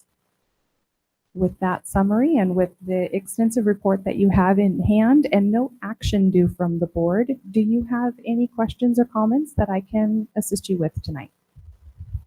Do we have any questions or comments for Kirsten? Yeah, question. I was hoping that the students would have stayed to look through this. Have they seen this presentation? They have. Oh, good. Yes. I imagine that was a lot of excitement to see. I think it was too, and honestly, I completely understand their departure this sure. evening. Oh, sure. They've sat through many hours of school board meetings, and it is summer. But yes, we're so proud of all of the students that have been involved in Student Voice, even those not represented as fellows or lead fellows. They have had their role as well. Can you expand a little bit on my slide deck? It's slide 17, why student voice? Sure. And it says teacher care E equals 0.346. And just talk about what that slide means. I'm not sure exactly what that is referencing. I actually have a question on that to Marcello. As you know, he coordinated that part of the work, so I will find out for you and give a written response if that's all right. Okay. Unless Dr. Green? It's 17 and 18 on the slide deck that's in Board Docs. That one, yep. I feel like I should be inviting Aaron Thomas to the podium. Want to come explain effect size? Because if that's what we're talking about, it looks like it is. Aaron, I'm going to invite you up. So we do have an answer for this. You know what? She has been preparing for this impromptu speech for like 10 years now. 10 seconds, really. So effect size, for something to be effective, you should have a 0.40 effect size or higher. And so when you look at the effect size there, if it's this less than, I'm sorry. And while you're coughing, can you actually back up for a second? Like, what does effect size mean? Like, what is the, like out of 10 people, 4 people said, Effect size measures growth. growth. So it's the same group. It depends if it's scientific, it's showing like the control group versus the group that gets the, like in medicines, the medication or whatever. In school, we measure the same students, their growth from point A to point B. So we use it at Nob Hill to show like their reading score, their growth in reading from fall to spring. And so we can see how effective our teachers are by their effect size, how much the students grow within the year. So if they grow 0.4 or more, we know that whatever they have done, whatever intervention they have done, it's very effective. Anything below that is kind of questionable. So if it's close to 0.4, it's probably okay. But if it's 0.4 or higher, you're looking at something that's very effective. So it's about growth. And so this is saying, I guess I'm trying to interpret teacher care 0.346. That means that student voice, that teacher care is pretty effective in what? I'm not sure. So I'm it looks understanding like what the- from what I'm seeing, it says student voice, and it has straight across to affective engagement. So the kids are engaged. So they're looking, if you're looking at student voice, it has more of an engagement effect. And then it says, like, it goes down to teacher care. It has some effect, but not as high as some other things. Like, for instance, it increases the feelings of belonging. You can see cognitive engagement at the bottom is 0.55. That means that's a really good effect to that. So you're looking at things that are, you think 0.4 or higher is effective. And so does this start in the upper left-hand corner, student voice? So student voice is 0.834 effective in teacher care. And teacher care is, I guess I'm not quite understanding. Yeah, I don't know exactly, like, I know what the effect size is where it says E, or like on the top right where it shows engagement. That means the effect is 0.315 and going down, but I'm not sure exactly what the center. Okay. I wonder, Trevor, I'd like to understand this better. I wonder if we can just represent it in a different way. Absolutely, and very, very well done, Aaron. Though I just want to, I've got to tell you though, before I answer your question here, though, to bring her up and have her answer that. That was, yeah. It thank is. you. That was. It has been. yeah. It's phenomenal, and if you, she is sorely missed. She's moving from principalship at Nob Hill, and she'll be in our special services department. Erin will.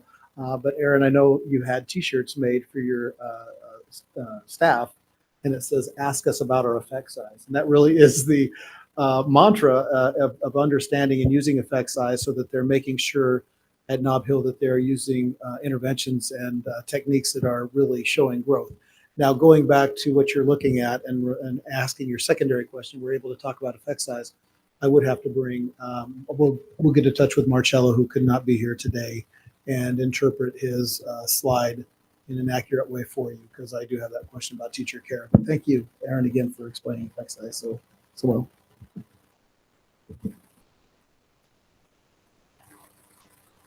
Thank you, Kirsten.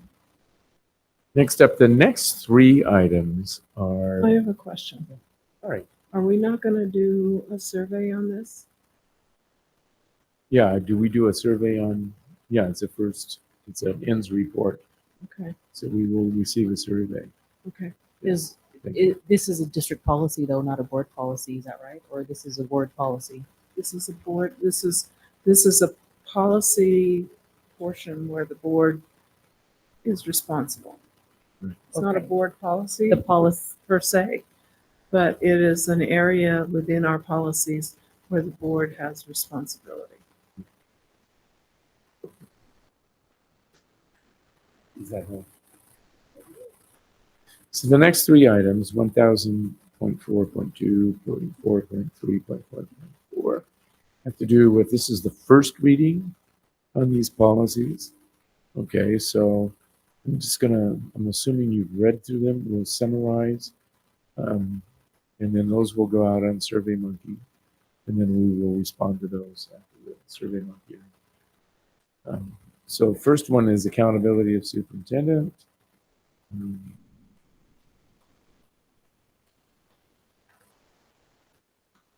Point of clarification, the term first reading is throwing me off. Is this a change to the policy, or No, this is just a regular review of the It's our existing existing policy? policy that we have to review. Okay. And then if we Okay, want thank to make any recommendations, we do that and bring that back to the next Okay. meeting. So this is the existing policy.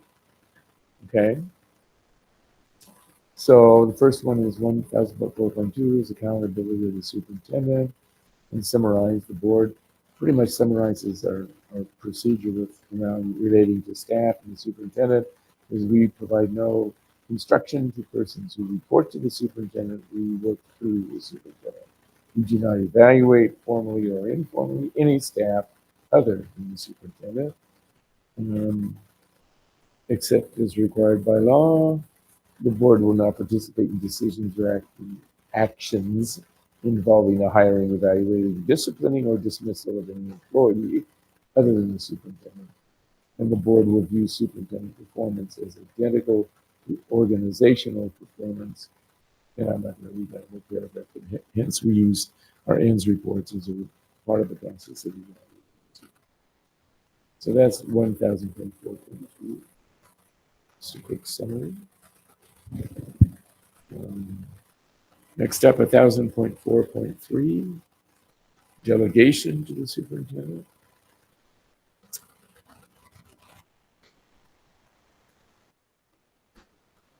And again, I'm not going to read it word for word, but the gist is the board of directors instructs the superintendent through written policies which prescribe our ends goals. The board develops policies instructing the superintendent to achieve specified results for specified recipients at a specified cost. The board will develop policies which limit the latitude the superintendent may exercise. As long as the superintendent uses any reasonable interpretation of the board's ends goals and executive limitations,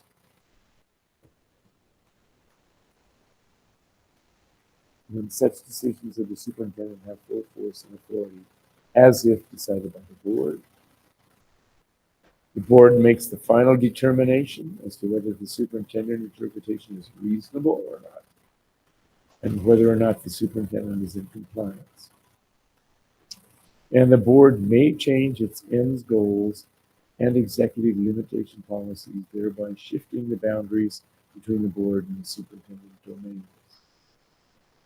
So that's essentially 1000.4.3. And last is a little longer, monitoring superintendent's performance.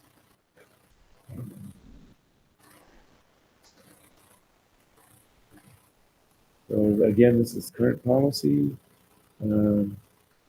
Systematic and rigorous monitoring of the superintendent's job performance will be made solely against the only expected superintendent job outputs. Reasonable progress toward accomplishment of both policies and the ends goals, and those are the things we evaluate separately, and we'll include those for the superintendent evaluation. The board acquires monitoring data by one or more of three methods: internal report, external report, and direct board inspection.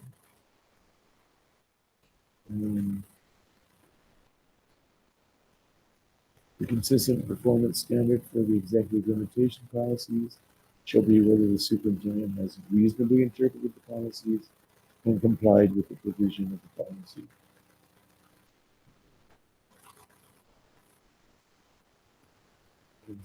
Number 4, number 5. The board will include incidental reports if the superintendent and the board agree meets the intent of reasonable interpretation of performance. Each report of monitoring data will generate 3 board agenda items that will be part of open public board meetings.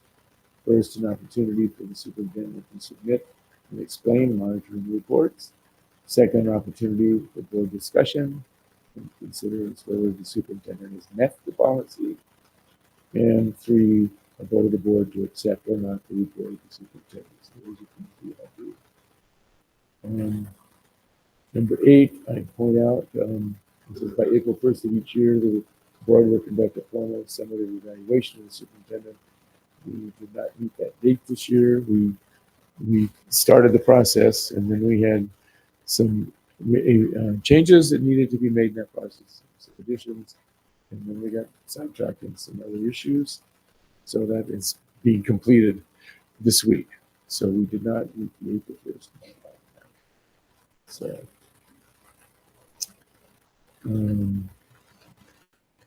but I'm not sure we want to discuss whether we want to change that date or retain that. That would be something we discuss, whether we want to retain that as a date. Which We can discuss that when we Yeah. review the results Right. of the survey monkey. So again, that's just something to think about as we think about when we respond to that survey. Okay, the next 3, policy 1000.2.0, 1000.2.2, and 1000.2.4. Those have results from being reported out. The 2.0 is reported out by Robert Noel, Chief Legal Counsel. So you have the written report in your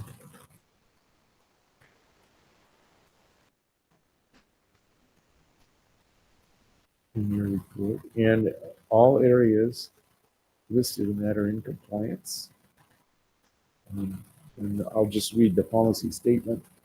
I'm not going to read all the interpretation or delineate all the compliance, but the statement says that superintendent will not cause or allow any practice, activity, decisions, or organizational circumstances which is either unlawful, imprudent, or in violation of commonly accepted business and professional ethics and practices. Furthermore, the superintendent will abide by all negotiated agreements or rectifying any violation as expeditiously as possible. Imprudent means without thought of the consequences and lacking in judgment or precaution. And preponderance evidence so shows that the superintendent is in compliance with that policy.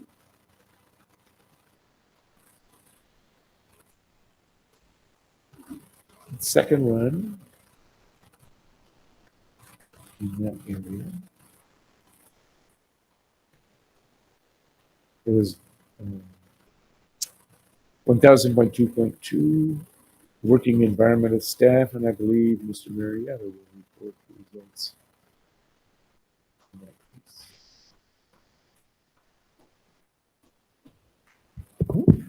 So the board has had a copy of the updated policy in respects to the working environment of the staff, or in respect to the treatment of paid and volunteer staff. The superintendent will not cause or allow a working environment which is unsafe, unhealthy, undignified, unlawful, inequitable, biased, or contrary to professional or industry standards.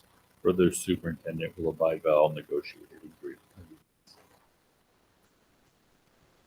I interpret the superintendent to be in compliance with this. Again, what it states very clearly is it is not a satisfaction of employees, but that we have processes such as a grievance procedure or a way to adjudicate employee complaints and issues, which we do.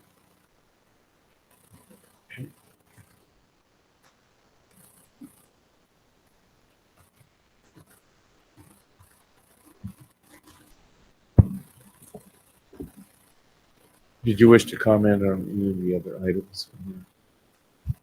I note that they're all in compliance. I'll be happy to take any questions that you have. It's a Okay. 5-page policy. Right.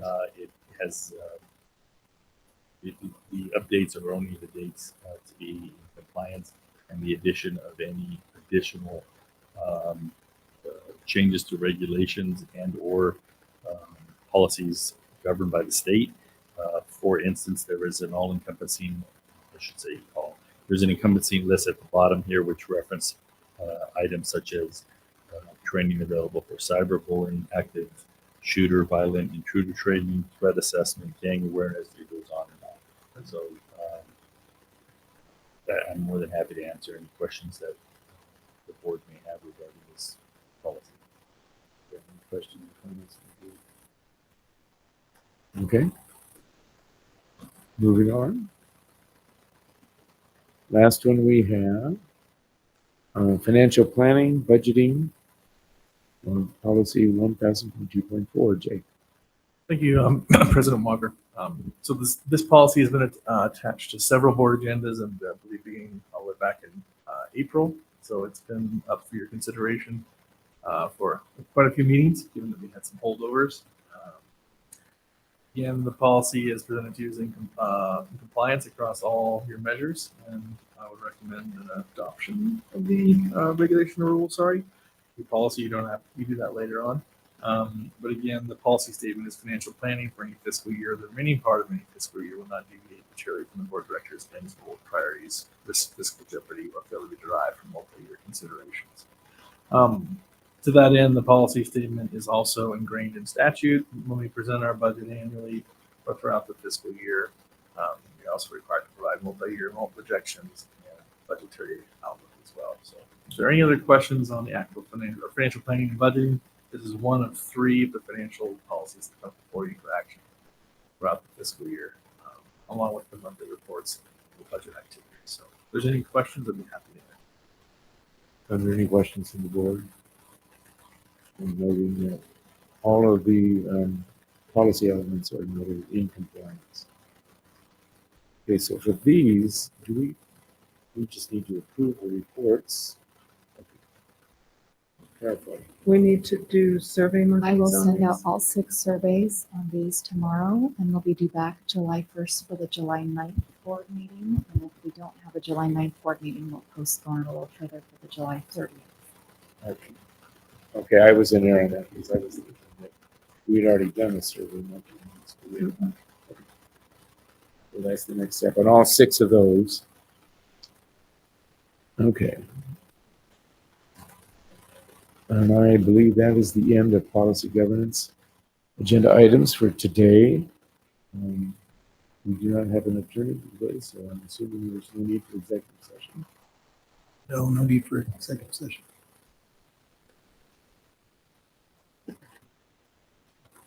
With that dispensed with, is there anything else for the good of the order today?